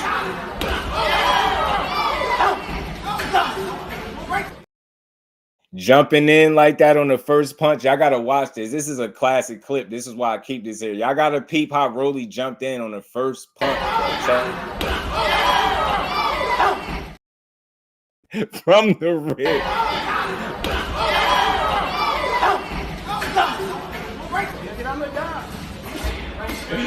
Nah, getting handled like this could be illegal, bro. Nah, getting handled like this is crazy. That's why Rolly want to fight him. Rolly said if we fight, it's over in a round. Rolly say it might run out 25 seconds. Don't worry, right fighters in history. We're definitely right. D1 was good. Rolly was sticking them joints in there, wasn't he? This is the most composed I ever seen Rolly fight, bro. Man, he's body. He's disrespectful with it, too. All crazy work. He throwing that man bad. Nah, but that was then. This is now. I will say this, though. All jokes aside, I always play that for a little joke. Salute to Ryan. He got to win. I think he got more work to do. They smoothed out maybe a bump or two in his game. Overall, I think he's still the same fighter. I think him and Derrick James need more time to develop their chemistry. I think he got to, you know, he got more work to do, yo. At the elite level, I think it's gonna be problems for him. I think those guys beat him. I think him calling out a guy like Rolly makes sense because I think Rolly is beatable for him. He said the press conference is gonna be wild. They just talk crazy, man. That'd be crazy. And Rolly is long gone. Nah, it's over with. Sleepless Tank. Thank you, Tank. Thanks to Tank. Y'all gotta blame Tank for that. That's in the world because you got a 5-inch reach advantage, 30-pound size advantage. D1 be going off like that. What's good with it, bro? Rolly is a dirty ass fighter. He was being dirty, Miss Joette. You seen him? You seen him being dirty? He was getting rough. It was getting physical. It was getting physical in there, though. It was. This was going. Yeah, this could have been. I think it still would be a good fight because I think they just both survived Tank Davis a little bit different. I think salute to JCG Designs too, man, for this dope poster. B-Dog, what's good with it, bro? I think Ryan Garcia survived Tank Davis better than Rolly Romero. I think Ryan still fights with a level of confidence that you can see is evident when he in the ring, right? He's still a go for it. He still believe in himself. You get what I'm saying? To a huge degree. I feel like with Rolly Romero, whether despite the level that he was at, what made him unique, keyword, what made him unique is that he was himself, right? And he was awkward. That's what made him dangerous. And I think after seeing the way he survived since Tank Davis and the way he fought Barroso, he looked like less of the fighter that he once was. Ryan still kind of looks similar to the same guy with maybe a couple bumps smoothed out in his game. You know what I'm saying? So I feel like he survived Tank Davis a little bit better than Rolly did. And for that reason, I lean towards Rolly losing to Ryan in that fight. I think Ryan might could stop Rolly. I really do. I think Rolly, like I said, being anything less than that awkward, unconventional, unpredictable guy that he was, that don't do nothing right. He just unorthodox, whatever you want to call him, right? Him being less of that and being, you know, more gun shy and hesitant to throw punches, I think that'll work in Ryan Garcia's favor. I think I got Ryan beating Rolly if they fight. I really do. I think he could take him. I think he could take him. So is there a middleweight? He said that's the rule. I kind of like the dirty. Yeah, Rolly get their elbows and everything. Kello said Ryan was guys at the end of that fight. Yeah, he felt that's another thing. Kello, I don't think he was in the best shape. He tried to say he was in some good shape. I ain't gonna say he wasn't in good shape, but he wasn't in the best shape because being in the best shape would being coming under 140. You get what I'm saying? And rehydrate to whatever you rehydrate to. But that to me would be coming in the best shape, being that you fight at 140. You know what I mean? If you was fighting at 147 and you came in weighing 143, yeah, maybe you could say you was in the best shape of your life. But fighting at 140 and fighting at a catch weight of 143 is not impressive to me at all. Honestly, I don't like it because you do a lot of criticizing the other fighters, but you still haven't mastered the art of dedication. You know what I'm saying? And staying focused and really being disciplined. The art of discipline, should I say? Like you need to be more disciplined. If his next fight is not against a guy that's really at 140, if his next fight is not, at the actual weight limit of 140, I'm going to have some questions for him. You get what I'm saying? I'm going to question his discipline and how hard he really working. So I want to see how long Derrick James is willing to put up with what I see is some areas, some little red flags, man. I don't care what you say. Like you lost a fight. It ain't like you can't come make the weight. You fought at 136. You fought at your last two fights was at catch weights, bro. You're supposed to be a 140 pounder, but yet you're bringing guys up, blowing them up to catch weight fights and fighting. And then you complain when you had a rehydration call. See, that's why you got to keep it consistent, bro. Nobody's complaining about Duarte being a lightweight, a career lightweight, fighting at a catch weight of 143. You was 2 times bigger than this dude on the fight night. He was overmatched, like bro said. So, I mean, his best shot was to catch you with something. And when I seen that he didn't really want to let his hands go like that, then those chances got cut in half. So, I mean, Brian Duck Devin, they got in there with Tank, forgot to die. Oh, that's funny. When you are fighting eliminators, it's normal for them to add a few more pounds. Yeah, I just hate it though, Bole. I want to, and the reason why I say it, because it's always something with this guy. And the reason why I feel like we're seeing something consistent with this dude. You get what I'm saying? Remember, Emmanuel to go 138. You get what I'm saying? Obviously, 136 catch weight with Tank, 143 catch weight. It's like, bro, are you at 140 or is you trying to tell us that you about to go to 47 too? Because that's the next thing you're going to be saying. Hey, he outgrew the weight. I'm telling you, bro. Ryan Kale's Rolly. I think so too right now. D1. I think so too. I think he do too. Ryan is a trash, so nobody's complaining. Ryan is trash. I don't think he trash. I don't think a trash fighter would have got that knockout, right? I just think he's limited. And again, his limitations come with his lack of hard work and commitment to the sport, in my opinion, from what I've seen and heard from people that work with him. And the things that he said out his own mouth. Like he was not too long ago, he was sitting around, like he said, drinking a lot and not loving the sport. So I think this is him getting back to it. And I hope, it's all up for him from here. Because like I said, the more focused Ryan is, the better he'll be. The better he'll be, the better it is for the sport as a overall. If he's to take things serious, because he could be a player at 140. And the more good fighters, top fighters you got at 140, the better matchups we got. You know what I'm saying? So I root for the guy, but I want to see him actually fight a 140 pounder next fight. No ands, it buts about it. Like no in betweens, none of that. I just want to see this dude come in under 140 pounds or spot on if you want and fight a true 40 pounder. Pat Bell, what it do, family? How you feeling, bro?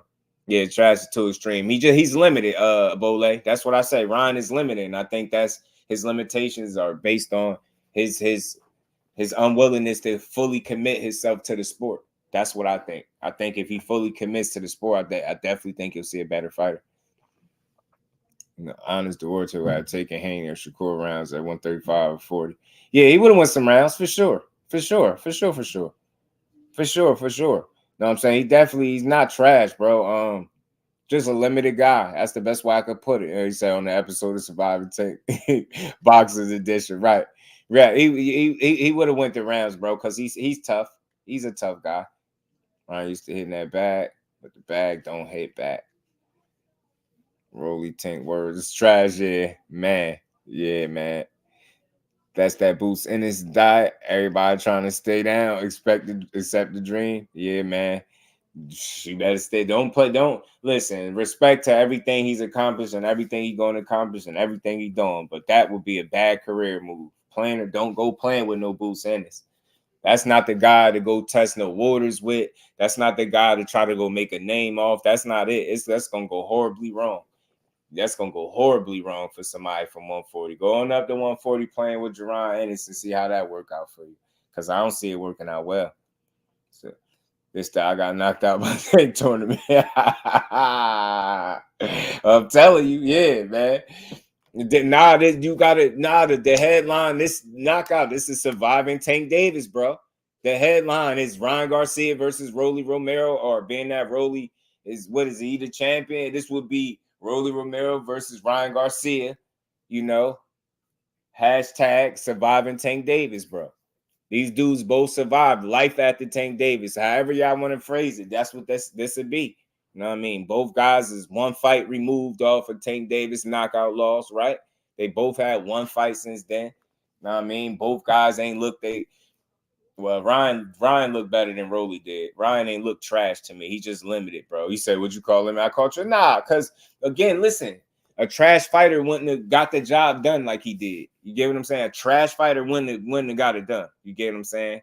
A limited fighter could get that done. You know what I mean? He figured some stuff out. He really the kid still believe in himself. I respect Ryan, bro. I respect the fact that he was willing to get in there.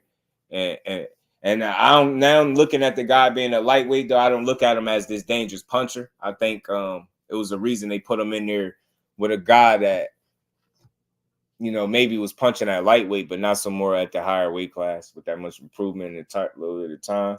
2-3 fights, you see a way different fighter. Yeah, D1. Just he got a cat. I want to see him really make the just put in a little color chat, show some appreciation, much love and appreciation. Miss Joette, appreciate you, Queen.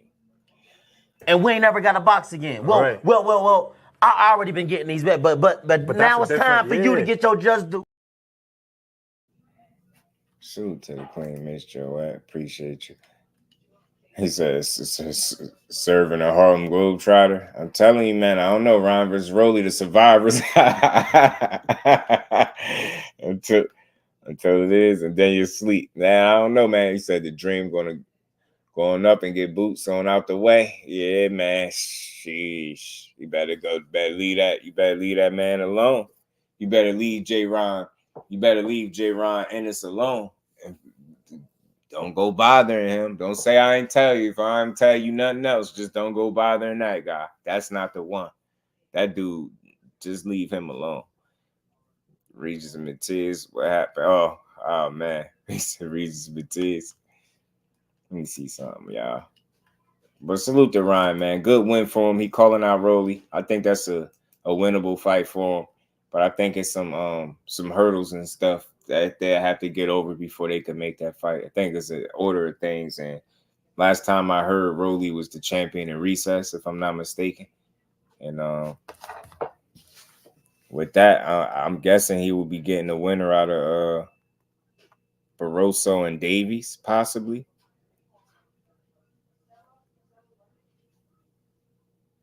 So we just have to wait and see. All he did was serve him the chin reason because he just might beat you. Just boxing talk, hashtag JBT in the building. What's good with it? Speaking of Regis, man, and Dev, it is the fight week for them. Did y'all see that little all access? It was like an all access clip that Regis posted on his joint. I'm gonna share it. I'm gonna play it, y'all. Let me see something real quick.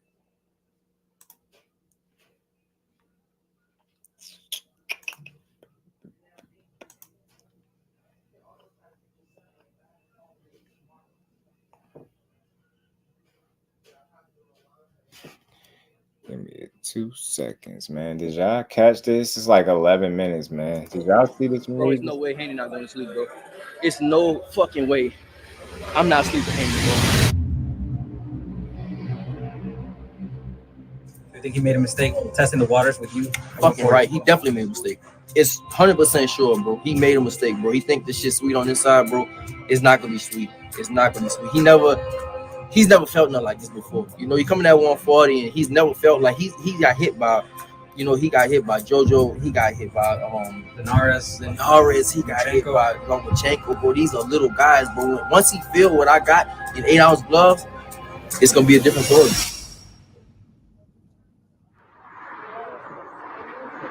Let's go to this press conference, man, and let the world know the truth about it.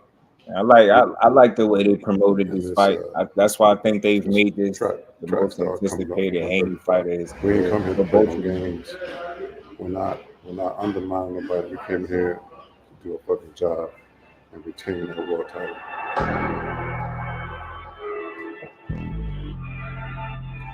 We here, baby. Press conference. Yeah, this shit fire, bro. This about to be a big ass event. I read his name. It's showtime now. I still got 2 months to go. Right? He didn't name it all access, though. I feel like I can fight damn near right now. I can go right now. And just feeling the excitement. It's definitely like a different atmosphere. You know what I'm saying? From my last fight, it's definitely a different atmosphere being over here. So can't wait. We about to go do our press conference. About to go talk a little shit. In like 5 more minutes, so we're ready. Many believe that the man to my left is the man at 140 pounds. The power, the precision of Regis PROGRAIS, looking to put his name amongst the great pound-for-pound fighters in the sport. The deal is that the boxing world has not given Regis PROGRAIS his due. Not at all. He is the best 140-pounder in the world. He's been knocking people out. We got 29 victories. 25 knockouts. You know he's been in a fight. It's a real fight. It's real. It's real fight. It's a real fight.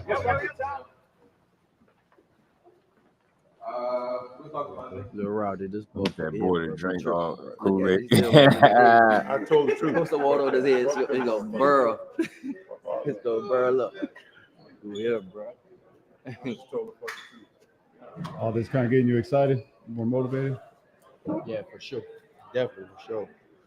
All that shit, yeah. It's just like that shit be so fucking far away. You know, them niggas, we all excited right now. But like, as long as he stay away from boots, bro. Motivated to fucking go train my ass off, for sure. Touch this motherfucker up. We're out here in the Bay Area. We're going to come back out here to retain that WBC Super Lightweight Championship belt. It ain't going nowhere but back to New Orleans and Houston. You heard it from me. I think this is going to be a fun fight, man. I really do. Can't believe it. Mind blown. So this dummy, he's going to try to run and see his speed. But he's so slow, that shit, like, I don't know what he's slow as fuck. I said, can't wait till the documentary comes out. They're one of the best. I don't see it, and I might prefer him getting beat.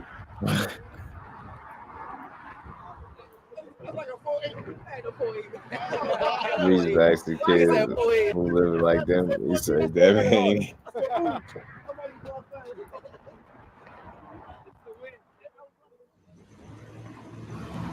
Look at Regis for this. I think this was dope. So we literally just landed back in LA, bro. First thing, you know, first rule of order. What we gotta do, we hit the gym. It's time to work. You know, we got it on a little bit at the press conference. Me and Devin, Haney, team, Bill, and Devin, and all them. And yeah, it's late, but we here, baby. As soon as we get back, change my clothes and look, I'm here. I need a shot, no chase. My girl need a wine in the state. My mom need a house for the late. So I got some money to make. They told me I got what it take. So I gotta take it all back. My pay, I need my 50 for tax. I done ran low on my patience. Make sure my time isn't wasted. I like it. They know that I cannot face shit. Funny, I'm doing this face. Now that I'm up with an A-list, she trying to throw me the K now. Telling me happy but being the size of boots is wild. I get that song out of here. This is cool, man. Salute to both Devin Haney and Regis PROGRAIS. I like the way they carried this fight, man. I like the promotion pieces that I've seen from both sides. From this whole fight. Everybody feeling good. Like everybody good. It's a good training camp. Right. for whatever reason, different reasons, but it's gonna be a good one. Shout out to Brazil. Brazil on the building. You know. Second day, still doing media. Can't wait for all this media shit to be over. Just ready for the fucking fight. Look, everybody that counted out the Rougarou. I just make sure y'all still where y'all at.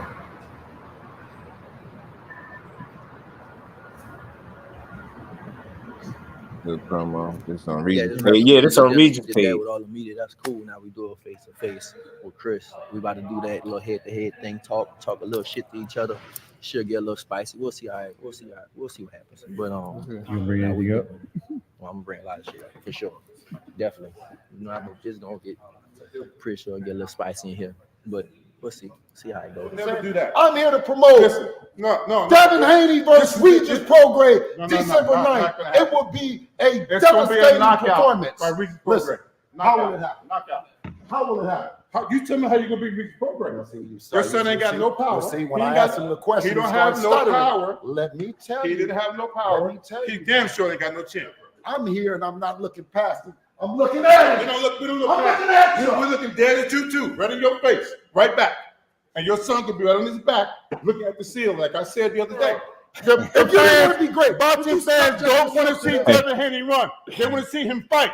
Eddie Hearn puts in the best fights in the world, the best fight, the motherfucking best. And your son, the fans, I tell you what, ask Mr. Haney, ask Mr. Haney, is Devin going to run or he going to fight like a man? You ran to the Jesus mom? It's the worst mistake you made. It's going to be the worst ass kicking your son got. I got one question. Yes, sir. What do you call you in the corner, daddy or coach? It depends on how hard it get. If it's hard, he call you daddy. If it's easy for him, he call you coach. He just grew up, you know what I'm saying? Up around. I just wanted to know how that goes. You know what I'm saying? Yeah, he did. Evans told me. I like Evans, man. Both sides. Yeah, both sides. We in the same position, dickhead. I'm right here. I'm 24. I'm right here. 24 and you're 34. I started boxing when I was 17. You turned pro at 17, right? Exactly. I started boxing when I was 17. I'm on a different level. All right. We right here. We 24, next to each other. I'm 24. You're 34. We're fighting each other. You got 15 knockouts. Name them niggas you knocked out. Yeah, you laughing out. Nobody, bro, nobody. You literally knocked out nobody's too. If that's the case, I'm gonna knock you out. You can be the first somebody ever knocked out. You can't knock nobody out. Big boy, we got some huh. Don't nobody listen. Wait. Don't nobody talk to him but Devin, because we do not want to fuck. Don't fuck the money. Whatever you do, he can say whatever he wants to say. Okay, he is Devin's. This is Devin's. This is Devin's. He is for Devin. You all got what I'm saying? Everybody. Yeah. You can't. What I can say? What I can say? Something else. What I can say? You can say what I can say. This was cool, man. What This is one day closer to the fight. Yeah, it is. I don't know what else. I'm gonna huh? I know. I go ruin that shit. Oh yeah. Another thing. Make sure you be professional. I'm sick of you, this nigga.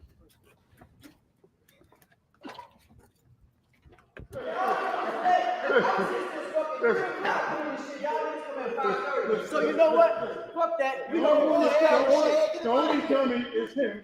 Take the kick, he gonna beat you. I need you to look up at the ceiling. So that's what you're gonna be looking at. Hey, listen. You know, say, I know. Should I go back? No. Wait. I'm fucking with y'all. Come on. Yeah. They had some fun with this, man. That damn song right here.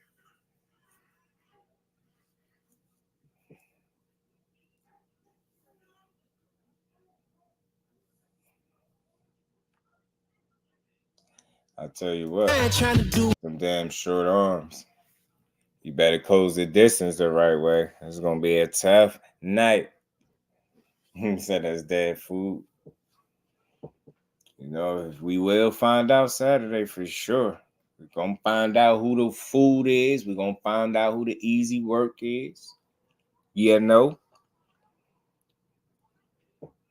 I muted it, by the way. I was trying to get rid of that damn song. Good work right there.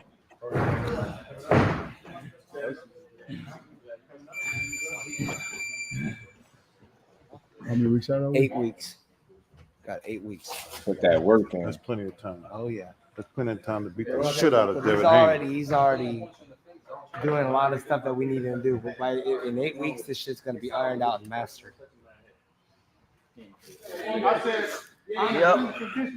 Don't get it twisted. Too. We literally just left the face of Haney, so and we come straight to work.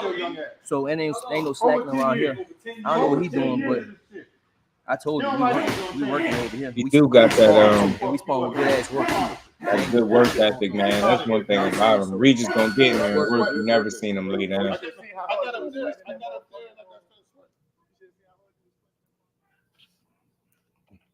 That was cool, man. I like that from Regis, man. I like that. I like that from the young lads. Y'all smash the like button for me if y'all haven't. Soon verse, my bro. Peace and blessings to you, Brody. How you feeling? Tanya Vandross Williams Jr. Salute to the Queen. Peace and blessings. Appreciate the support. And we ain't never got a box again. Well, Right. well. I already been getting these bet, but now it's time for you to get your just due. Regis should just be watching prime Mike Tyson fights right now. Smell trying to smoke something. Dead by KO. Oh man, Joker can't wait for Saturday. Yeah, man, good promos. That's why I said, Zenith, I like it. It's just one thing to get you a little bit closer to the fight. I like the fact that Regis took his time to put that on his page, man. I think more fighters need to start doing that. I mean, keep people in tune, get people content, little stuff to look at. Even though you've seen some of it, but it's still good for the fight. And like I said, the biggest takeaway, I think this is the most anticipated fight for both of these dudes. You get what I'm saying? And you know, Regis has been in some fights himself, so you got a guy that's trying to prove that he belong at 140. Some would say he belong at 47, right? But he's trying to. You got the unproven Devin Haney at 140. Moving up to 140, headed in there with a guy in Regis that is the proven guy. So I like the fight. I've been saying this the whole time, and I'm just glad it's the fight week. So you could see it, see Matchroom. You talking about that Matchroom one, right? See, the problem is Matchroom a copyright. I know they will. That's why I seen a Matchroom one. I did want to play that one too. I seen it, but I just know how they're a little iffy.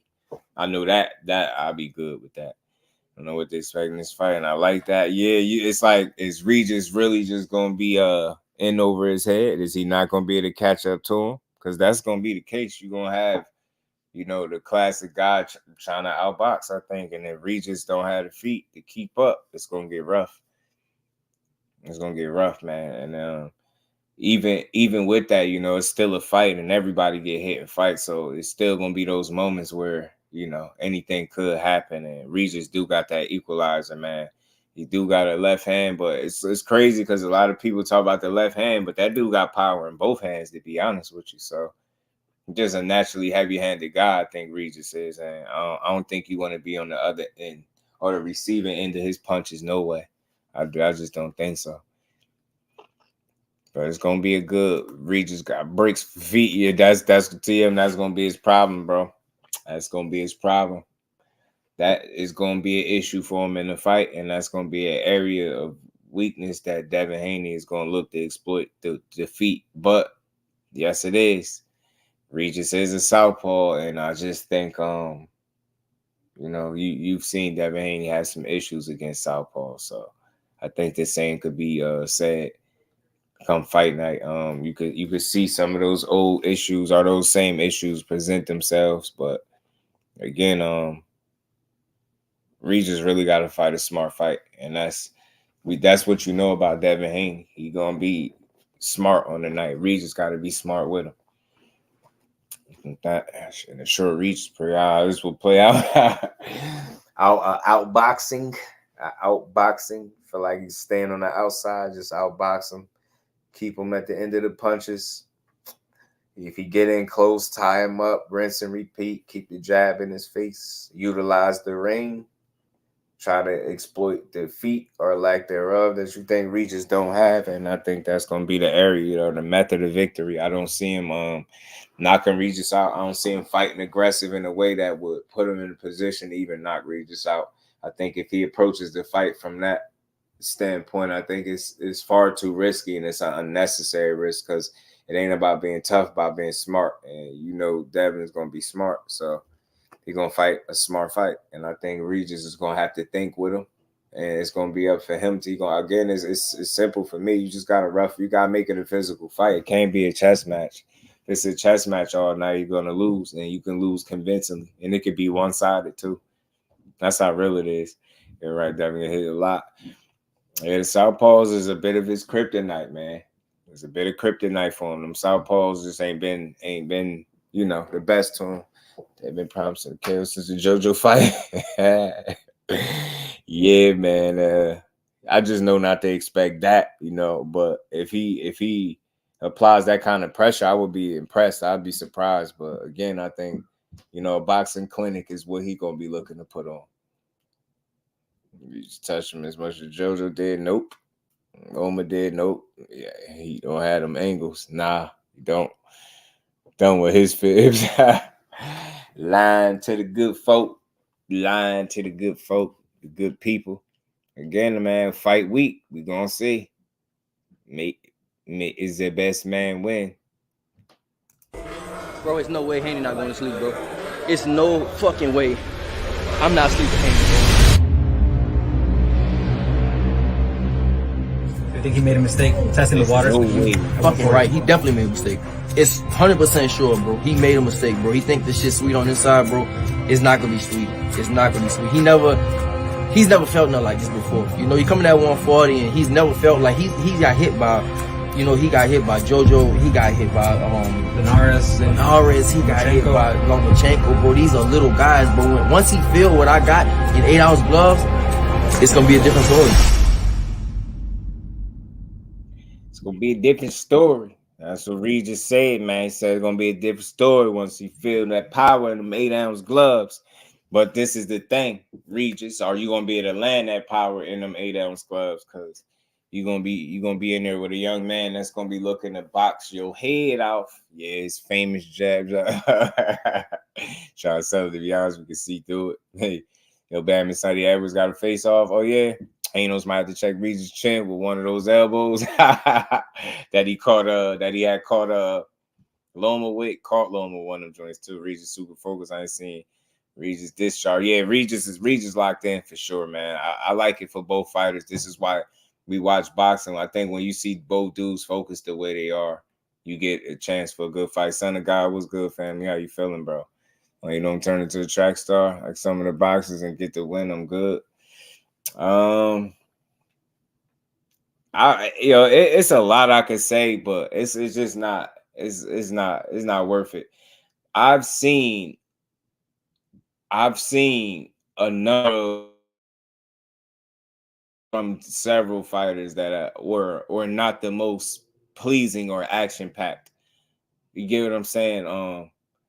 It's all what you like. Like again, you could come. People say a lot about fighters using their legs, but I think when your style is, your success is centered around you having to use your legs in every single fight, it's difficult to say.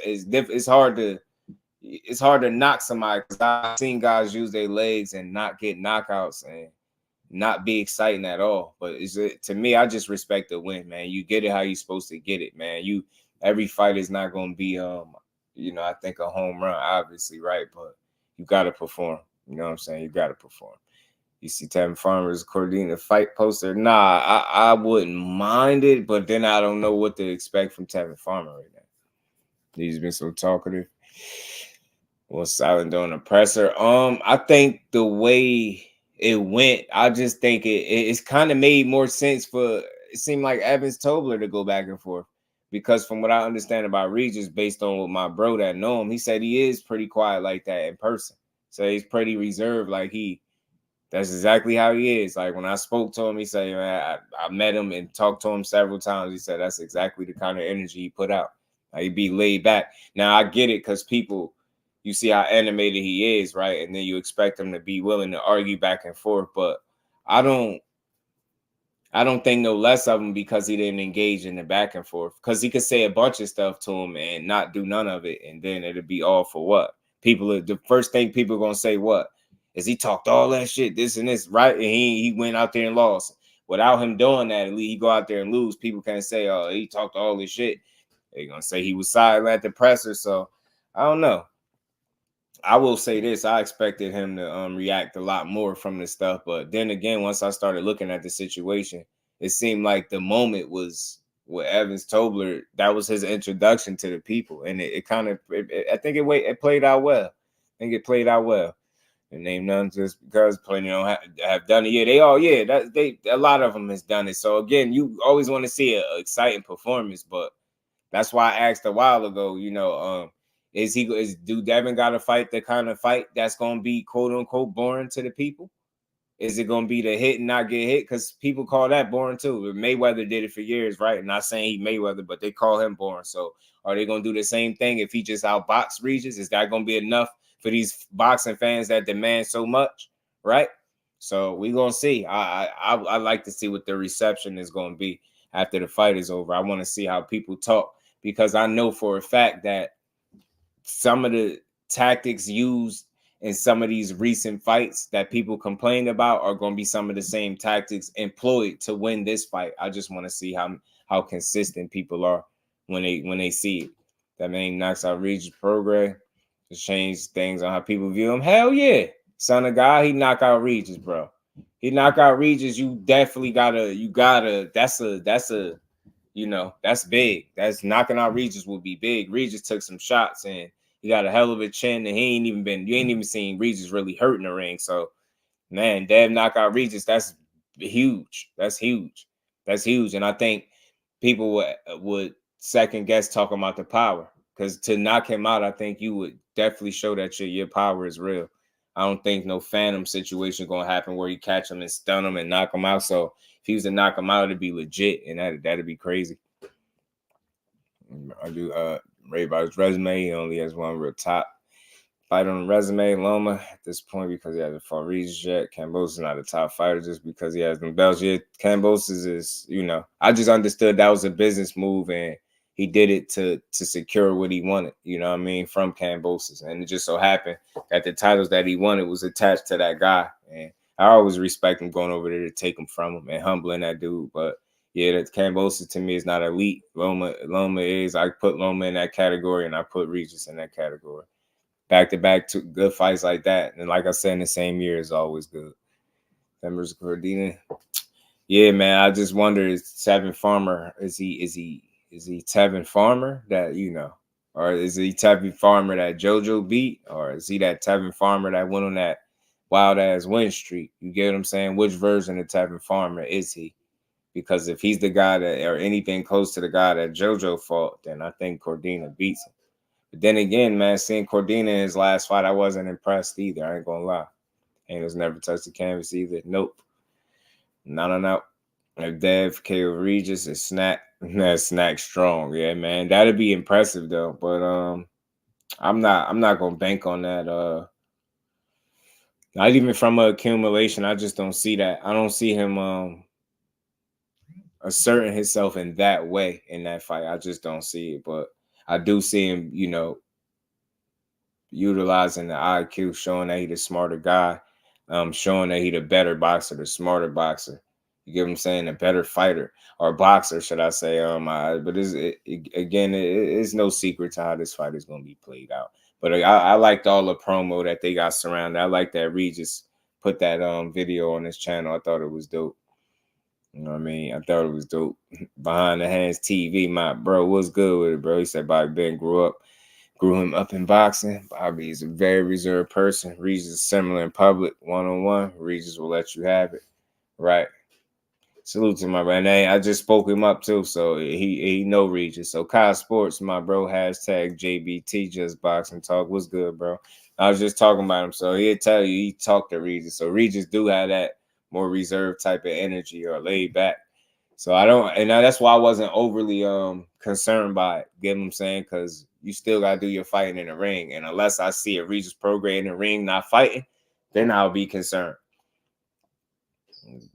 Not true that I've never touched the canvas yet. Yeah, the glass chin Americana is prime example. Tank beats everyone in that resume convincingly, even though, in my opinion, I think so too. So go fight to be good to have a fight to be excited about. Absolutely, bro. Absolutely. It's fun. That's what boxing is. I'm gonna enjoy this, man. I enjoyed building on this fight. I enjoyed talking about it. It's been a number of different little promotional videos that I think is good. You got people saying the fight is sold out. I think that's also good for boxing. That's good for both fighters involved. It's a pay-per-view event. That's always good. You want to see people get behind these events and support them, man, and salute to both fighters. I want to see me a good fight. I want to see a good fight. Turner versus Bam. I got Bam, Gertz. I got Bam beating Sonny up. I think Sonny would be live though. He'd be lively. He gonna fight back. I think he gets beat up by Bam. I think Bam's smarter fighter, more patient. I think he got the timing and the feet to deal with Bam Rodriguez, and I think he's gonna deal with him. Man, I did Fury suddenly getting power. I don't believe anyone feather and got popped, but suddenly KOs. Yeah, I just not came for 4 years. Yeah, it would be.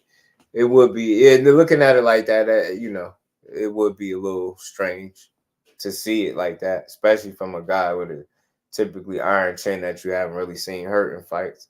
Just the combination of the factors that the things that have to take place for it to happen and make it, you know what I mean? Question.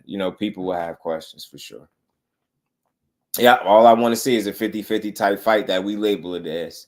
Know what I mean? Because it's being billed as, he's fighting a dangerous guy, and I believe that, and I just want to see that kind of fight. But I don't anticipate no fight where Regis comes in there to lay down and not fight. I just feel like a lot of people are not considering all the way that this is a fight and everybody gets hit. So Regis will have opportunities. How effective, how efficient he's gonna be when he get his opportunities, we're gonna have to see. But both guys will lead this fight getting hit. You know what I mean? I think both guys will know that they had a fight that night, in my opinion. So that's all I want to see. You know what I mean? 50-50, but it's a good fight. I just call it that because of the circumstances surrounding it. You got a guy that's unknown. I get the skills part of it, right? But I feel like both guys got one main obvious method to victory. One is coming to fight, one is coming to box, one is coming to outpoint, one is trying to short circuit you in there. You know what I'm saying? And I think, that's what kind of it makes it that, right? Skillfully, it's obviously it tips in Devin favor for me, but I still label it somewhat close to a 50, 55, 45 or whatever people want to call it, but nothing less than that to me. I mean, I like Regis. Why people think you're getting rocked? It's like a normal thing. If your ass getting punched 4 or 5 dead 2 punches, and he touched that canvas. Who did Loma? Yeah, who did Loma? Yeah, had a glass chin. Yeah, they say Loma. Well, they criticize Dad more so for getting buzzed by Linares than Loma for getting dropped. And Regis was a full-time personal trainer. He was one of those guys that appreciates what he had been through and uses it as fuel. I got respect his humility in public. Yeah, I rock with Regis. Anything good on the undercard. And I think Andy Cruz is still on the undercard, Zenith, and I think the chick Ebony Bridges. But I don't think their opponents is nothing to speak of. But I guess people get to see Andy Cruz again. You know what I mean? That's the bright side of it, man. I thought that Hector Tanahara fight was good, but I think bro ended up with a hernia or something. I think that L-Dub told me, so he had to pull out. So Andy Cruz is up there. That Ebony, and I think the Montana Love fight is up there as well, right? Ain't that Montana Love fight up there? I thought it was. Ain't that the card that is on? Let me make sure. Let me pull it up real quick, y'all. Let me pull it up real quick.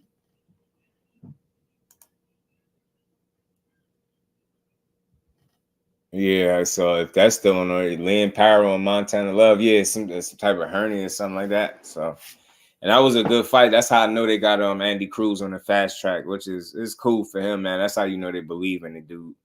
They really do. Heard Love dropped out again, did he?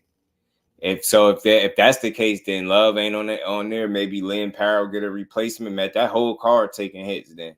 You know what I mean? Right. Fate. That's when I did that live about Haney not being chinny.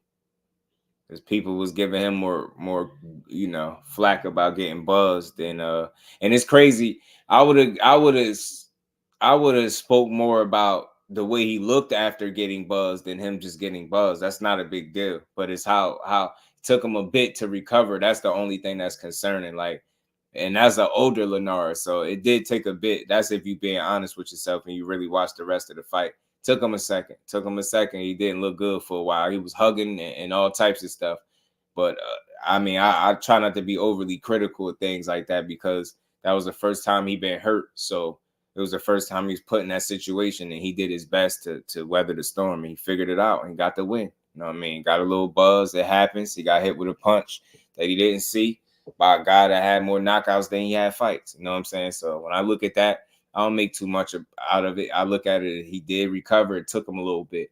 That's the only concern you see. If he get hurt, would it take him a while? And would that be a better, younger fighter like a Regis Prograis? If that's him that happens against, that's a dangerous situation to be in. But Regis going to have to work the same way Jorge Linares had to work. And you see how late that came for him in the fight. So I think if it wasn't for Dev being willing to stand in the pocket as much as he was, I don't think that moment would have presented itself. But it's the part of the learning curve. Like I think it makes you a better fighter. He found out what it felt like to get buzzed, and I think he even said one time in the interview that he didn't feel like he could be hurt. So it's always good to get that humbling experience. Like, oh, so dude punching, I could be hurt. I got my chin checked, and he responded from it and still got the win. So it is what it is. But I think people went overboard with the chinny stuff. I think you got to at least be down on the ground, get dropped, and by multiple people. Get knocked down once don't make you chinny neither. You know what I'm saying? So Rosso and Howard was supposed to be a Ryan card. Yeah, now they getting pushed to some. I think they got pushed back some too. Stone Cold Steve Austin clothesline Steve Sparks out the ring. Yeah, he did it. Taking one by one people in the car. I can't let that car happen. Hey, take it on one by one. That's crazy. So yeah, man, I think people made a big deal out of it, but for me, I'm not. It's all. Some people are just tougher critics, and it's all good. I don't tell nobody how to critique somebody. For me, that's how I assess it. You got hurt. It was a punch you didn't see. We know punches you don't see are the ones that hurt you. Jorge Linares a couple years ago, that probably would have been a knockout. That could have been a knockout shot, but credit to him, he found a way to weather the storm, like I said. So you don't overreact, and you know what I mean. He got through it, and you ain't seen that happen again. So I mean, he obviously learned something from it, right? And he gets gas, he better hide it from Regis. Yeah, the gassing would be problematic because I think Regis got a pretty good tank. Liam keep getting injured. Right, and Love just can't catch a break all the way, so I don't know what's up. But that was the fight in the co-main, so I don't know. I mean, that card just keep taking hits for real. Hopefully, the main event still delivers. So label everything. Chinny, yeah, right. I just try to be very balanced, yo. I got a real balanced approach when I come up here, and I try not to go too overboard on nobody. Like, I'm getting Ryan Garcia getting dropped by Luke Campbell. Some people say he was chinny because Luke Campbell ain't the biggest puncher. Again, he just got caught with a punch he really didn't see. And if you see the replay, it was clear. So it can happen. You know what I mean? I just think chinny is when you getting dropped regularly by guys that are not punchers, or, getting dropped by punches that are just not that heavy. You get what I'm saying? And it got to be more than one time. Once, I ain't overreacting about that. I mean, it's a part of boxing, especially if you fight enough of those guys, man. You just, people go overboard. Like, God, boxing is. I think that's why fighters be saying some people got to get in there and do it to see how hard it is, and they have a different respect for it. I try to have that mentality when I come up here. What they do is not easy. So first time I see somebody take a loss, have a rough fight, get beat up, take an L, I don't overreact. It's just how you respond from it. You get what I'm saying? You got to respond. You got buzz, right? By Lomas and Linares, but I still wouldn't say, yeah, right. He took some shots, right? I wouldn't say he was chinny either. Salute to my guy, the shop, man. Americana saying, right, man. Everybody, yeah. Ever since Zenith, ever since Breeders Prescott shattered, he put the first crack in that glass, bro. He put the crack in that glass, and they just been shattering it ever since. He was just getting dropped by, like, he been dropped double-digit times. You get what I'm saying? And I definitely think you can say he's chinny for sure. But he got heart. That's his problem. He got his heart. If his chin was his, you know, like his heart and chin was the same, he'd be good because he's got a big heart, but he don't have a chin to match it, and he too brave for his own good. Buzz at some point, absolutely. Yeah, them punches, them joints hurt, especially ones you don't see. Somebody catch you with one you don't see, and you tired, or you know what I mean, catch you at the end of one of them joints. That's why I like, man, it's just part of boxing. I try to have a clean assessment instead of overreacting every time you see something. You get what I'm saying? Like I say, some people say Ryan is trash. I don't think that. I think that he's just a limited fighter because he needs to put that work in. You know what I'm saying? And be committed and dedicated 100% and not halfway. And again, with him, he said a lot of the right things, but that 143, I want to see him come under 140 and fight a 140-pounder and look good doing it with Derrick James. And I feel like he's gonna be a real threat. Until then, he's still a name in the sport. He's a face, and not of boxing and nothing like that. He's a face in boxing. He's a name, should I say? And if he take things serious, maybe his skill set catch up to the popularity. You know what I mean? Beatrice Fiera versus Destiny Jones gonna be a slugfest. That is on the fight, right? My bad. It is a female fight on here. Destiny Jones, right? Destiny Jones, right? I'm familiar with Destiny. I've heard of her for sure, but not the Beatrice girl. But she's undefeated. Salute to my bro. They super featherweight. You got Destiny Jones fighting Beatrice Fiera, who is 3-0, and Destiny is 5-1 with 2 KOs. Super featherweight. 25 years old, out of Austin, Texas. Salute to the queens on the card. That was the one female fight that's up there. Alejandro Santiago versus Junto Nakatani for WBC, one of the 18th. Works for February. I like that, man. I already got Junto. Junto nice, man. Junto Nakatani be putting that smoke on people. He did the Maloney kid filthy, man. Tank is one of the fighters I've seen have been pro for at least 10 years. I've never been hurt. I don't remember him ever getting hurt. Yeah, it's subtle. It's been some subtle moments, some subtleties, Brody. Some subtleties. It ain't been like that obvious. You get what I'm saying? But it been some shots that, you know, obviously got hit with. Not saying hurt. I haven't seen it like buzz in the ring. I haven't seen it either. Dude got a hell of a beard, man. What Cuzzo call him Leatherface. You know what I'm saying? Punch you didn't see is not a good reason or excuse for you not having a chin. Got lucky, I say, by the bell. Nah, I don't equate the two the same. I think you can have a chin and you getting hit with a shot you don't see, and you get what I'm saying. I don't equate it that way. I don't feel like, you know, it's an excuse. A shot you don't see is a shot you don't see. I feel like a shot you don't see could put you down whether you got a good chin or not. You get what I'm saying? How often you get put down, I think determines obviously if your chin is good or not. But when you getting hit with shots you don't see, I think anybody could be dropped. You know what I mean? It could be a flash knockdown. It don't even have to be hard. You know what I'm saying? So Destiny got to fight on my channel. Brad, I'm going to check it out. Salute to Destiny, man. Putting that work in. There are 2 women's fights on Hanging on the card. Ebony Bridges, okay. Yeah, the Ebony. Ebony, I don't know who she fighting, but you said Mayo Yoshida is the other one. All right, bet. Let me see. All right, yeah, she's fighting Mayo Yoshida. Okay, Ebony. I did say Ebony Bridges, y'all, so pardon me. I mention her earlier. And so this Montana Love fight is off this card because I see some or is it on? Is this Montana Love fight still on? I keep hearing mixed things. I don't know what to think about the dude. Like, is he fighting? Not. What's up with Montana? That kills other trash for real. Just want some stuff right, the best possible out there for him. Yeah. I think that everybody wants that, right? Because we all real boxing fans. You want it, but I just think it's a lot to consider, and I'm gonna always try to understand that side of it too, because I know. The thought is, you know, your favorite fighter is going to his promoter or his team saying, give me the biggest and best, most dangerous guy out there every single time. But I just don't think that's the conversation. You know what I'm saying? I think it takes a lot for these fights to be made, unfortunately, because everybody trying to line their pockets. And especially when you got a guy that I think is generating that amount of currency for a sport, that amount of dollars, that type of drawing power. I think, people will always try to get their pockets lined up, man. More, and if they feel like something makes more money as opposed to it being a better fight, then they're gonna go that route. And I think that's real. And it's hard.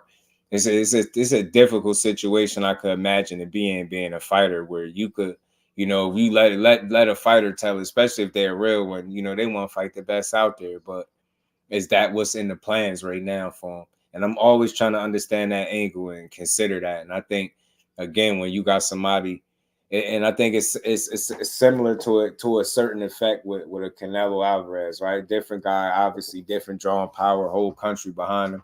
I think the same kind of thought process goes into making his fights. You know what I'm saying? I don't think all the time people consider the most dangerous opponent. I think they consider the most lucrative option, or what they can sell to the public and still keep their money train rolling, right? And I think that's the part of it that's frustrating to us, because while they keeping their money train rolling, it doesn't roll if we don't support it, right? And I think that's where the fans had a pushback when guys give us fights that seem like it's financially motivated. It just benefits them financially, but not us, and we got to pay the money for it. So I get it. Montana Love is trash. We tell angry. He's stupid. As Love falls since he threw homie out the ring. Nope, Zenith. Nope. So I'm just wondering, hey, Dub, did you hear anything about it? Is that fight still on or off, if you still here? Actually, I think Tank fought the best possible fight there was. Devin was on a three fight deal. I think a lot of people don't consider it, Zane, if they just, one thing I've always say without, not that I'm taking up on, people don't always consider who's available when Tank fights. They'll know who he's not fighting. We'll all know that, but they won't be able to tell you who exactly was available that you would have really wanted to see him fight. That's the part that people don't be considering. So I think we still in position to get the fights, man. I really do. So we just gotta see what they're doing. Oh, Love fight is still scheduled, because I still see it up here, and I ain't hear nothing about it being off. I didn't read it nowhere. But I did hear some back and forth stuff. I didn't read it that it was off, though, but I did hear it was in the air or something like that. It's on repeat despite ever checking the timeline. All facts, Zena. You know it. I definitely want to see Montana Love fight. Look, I'll say this about Montana Love, right? I think he's a good fighter. I do. I think part of what holds him back is his focus to be an entertainer more so than a winning boxer. That's just my opinion from the outside looking in. And the reason I say that is because he understands how to sell himself and promote himself and bring attention to himself. He understands the theatrics and the entertainment side of boxing, right? But I think in doing and spending so much energy in that area, I think it kind of bleeds into your performance, and your performance lacks because of it. I think it's a matter of concentration and focus. It's like putting it all together in the night, because you can't tell me watching a Montana Love fight that he's without skill and talent. That'd be false, right? But it's the inconsistencies that happen and take place in the fight, those lapses in judgment where he falls asleep at the wheel, not paying attention, getting hit with shots that he shouldn't get hit with, things like that. Is focus, concentration. You get what I'm saying? Just putting it together, man, and taking shit serious. So dude can fight. I'm not all the way. I ain't washed my hands with him as a fighter. I still support him. I rock with him. I just want to see what he can do. I know it's easy to write these guys off. You got to think about it. He ain't got the worst record in the world, man. He just got to, again, to me, it's like the entertainment is going to be what it is. You've generated the interest for the people, but you need the performances to kind of level with the entertainment side of it. Like you being a showman, like you're a hell of a showman, but you got to show it where it counts the most, and that's in the ring.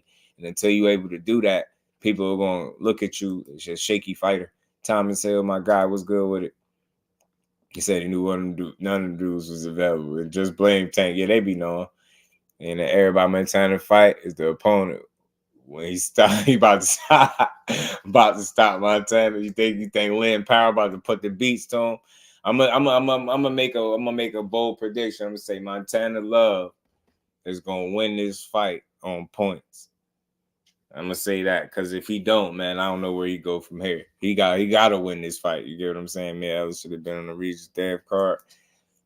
Yeah, man, I seen her fight, man. A tough fight for her over the other day too, man. I think that was a fight she could have won for sure. I definitely think she could have won.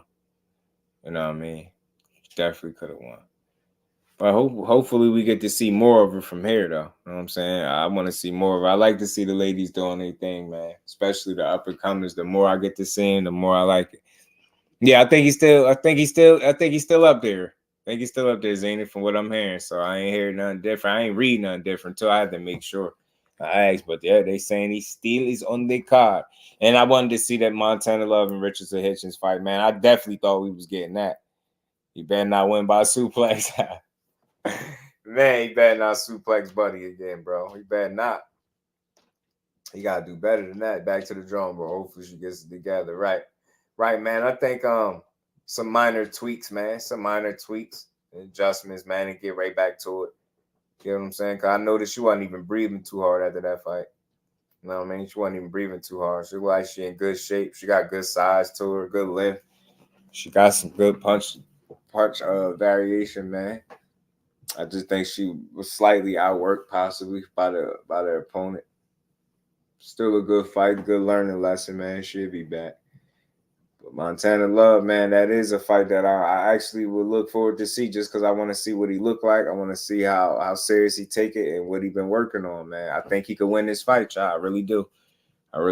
But if he don't, man, I don't know. I ain't saying it's over for him, but it's going to be tough. Like, there's only so many times you want to find yourself back at that drawing board, bro.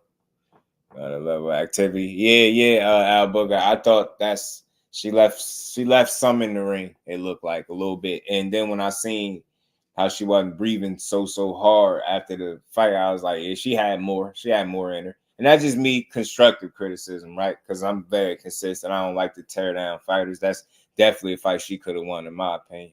You know what I mean? With just more activity because, she was working. You know what I mean? She just needed more activity. And, credit to her opponent, man. She was fighting like her life depended on it too, man. She was throwing some shots. She was dogging. She had some moments in there where she was really going for it, trying to win it. Salute to her, man. Salute to my killer B. Ellis, man. She will be back. Oh, man. Something else I wanted to build on real quick before we do get out of here. I read something about, I read a quote from Angel Garcia. He did some interviews, so I forget what platform he did it with. But, he gave his thoughts on Terence Crawford, and, he seemed to not be too impressed with Terence Crawford. And he said, Terence Crawford, in his own words, just paraphrasing, said Terence Crawford is no killer, man. He could be beat too. And, I would agree with him halfway. He could be beat. Is he a killer? Absolutely. I think saying Terence Crawford is not a killer is foolish, because if we asked you, do you think your son is a killer? You would say, yeah, and your son got multiple losses. And, Terence Crawford did beat the guy that beat a couple of the guys that beat your son. So I don't think I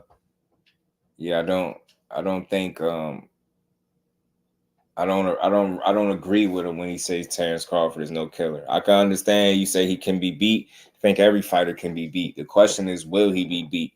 Before he retires. That's the question. You know what I'm saying? Is he a killer? I think absolutely. I think saying anything less than that, I think, is a little bit shady.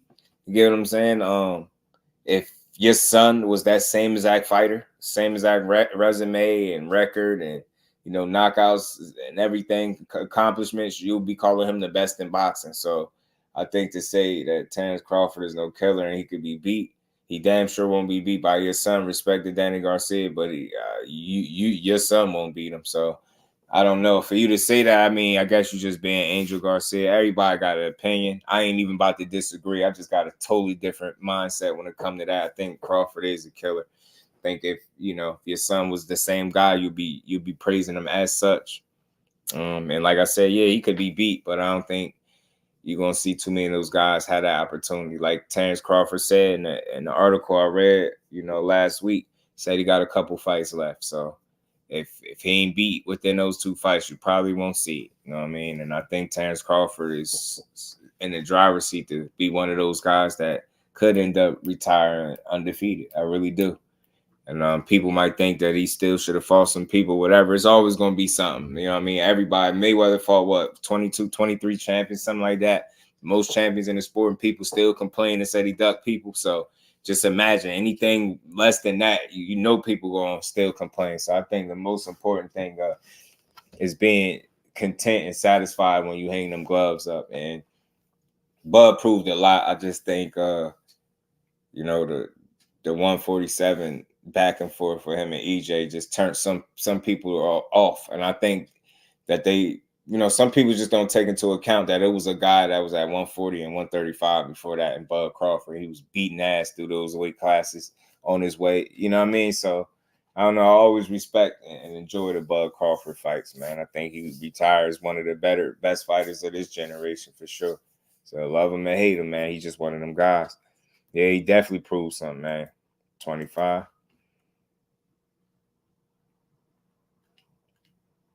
So, man, he did his thing. So he and then did it through multiple weight classes. And I think people got to understand how hard that is. I don't think that's easy. It's a reason why some people be career whatever weight they at, you know what I mean, or don't move too much. A lot of people move up and some people move down, but it's a part of boxing. But I think when you're able to show that you're a top fighter through multiple weight classes, I think it speaks volumes about you as a fighter. You know what I'm saying? Earl gonna get his get back. I just want to see him in the best shape possible. Derrick James said he's in a good mental space, so that's good. That's what you like to hear, man. You just want to see him get his get back.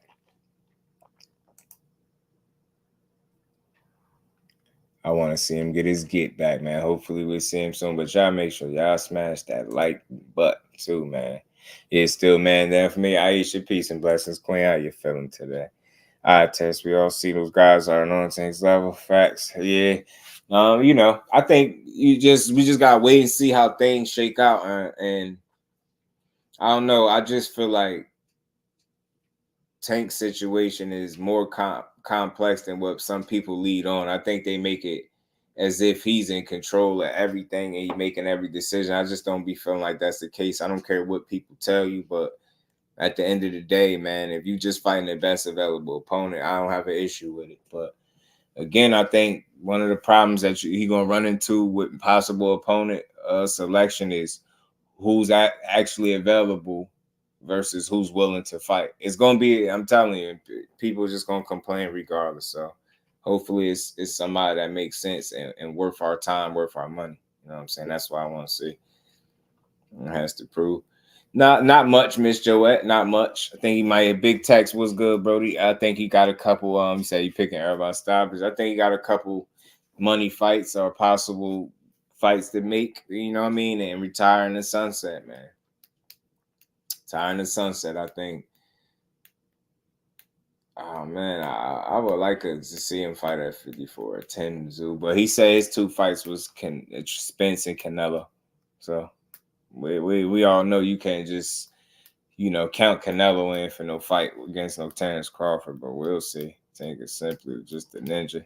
They love to hate. Yeah, man. I know the expectation is high, but I think he'll satisfy and meet that expectation when it's all said and done. If I'm wrong, I'm wrong. But we'll see. Time will tell. It's one of those situations where time will tell. You will have to wait and see, man. Have to wait and see.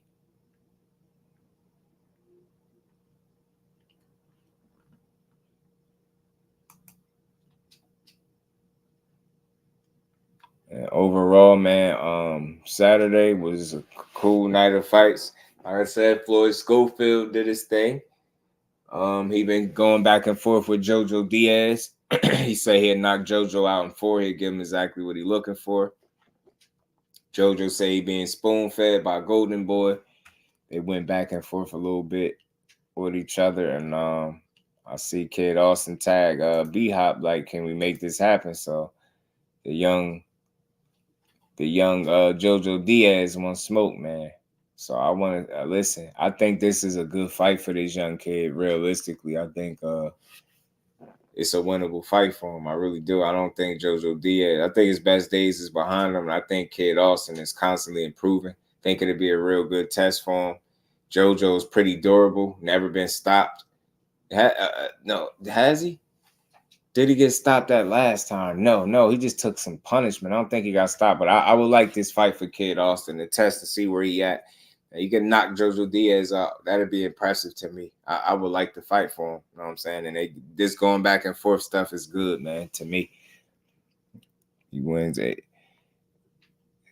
age better than anyone else. At the time, people claiming they're not good. Yeah.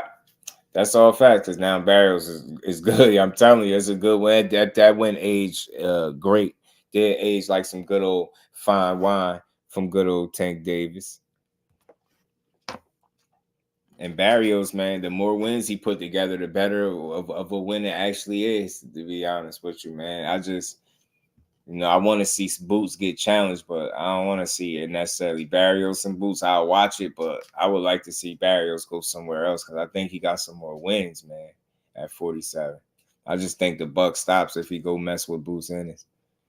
You know what I'm saying? Said boxers at the end of the day call the shots in their career, which I don't believe to be true. I think sometimes people just don't understand all the factors that it take. You know what I mean? And none of these dudes be in control of their careers 100%. If that was the case, then we'd definitely probably be getting these fights, right? You know what I'm saying? More than likely, less dudes be fronting. But I think a lot of these dudes ain't in control of their careers, if not almost all of them, man. I think it's just a lot of determining factors that play into making these fights, like I said, especially when you're a guy that generates a lot of attention and drawing power and money.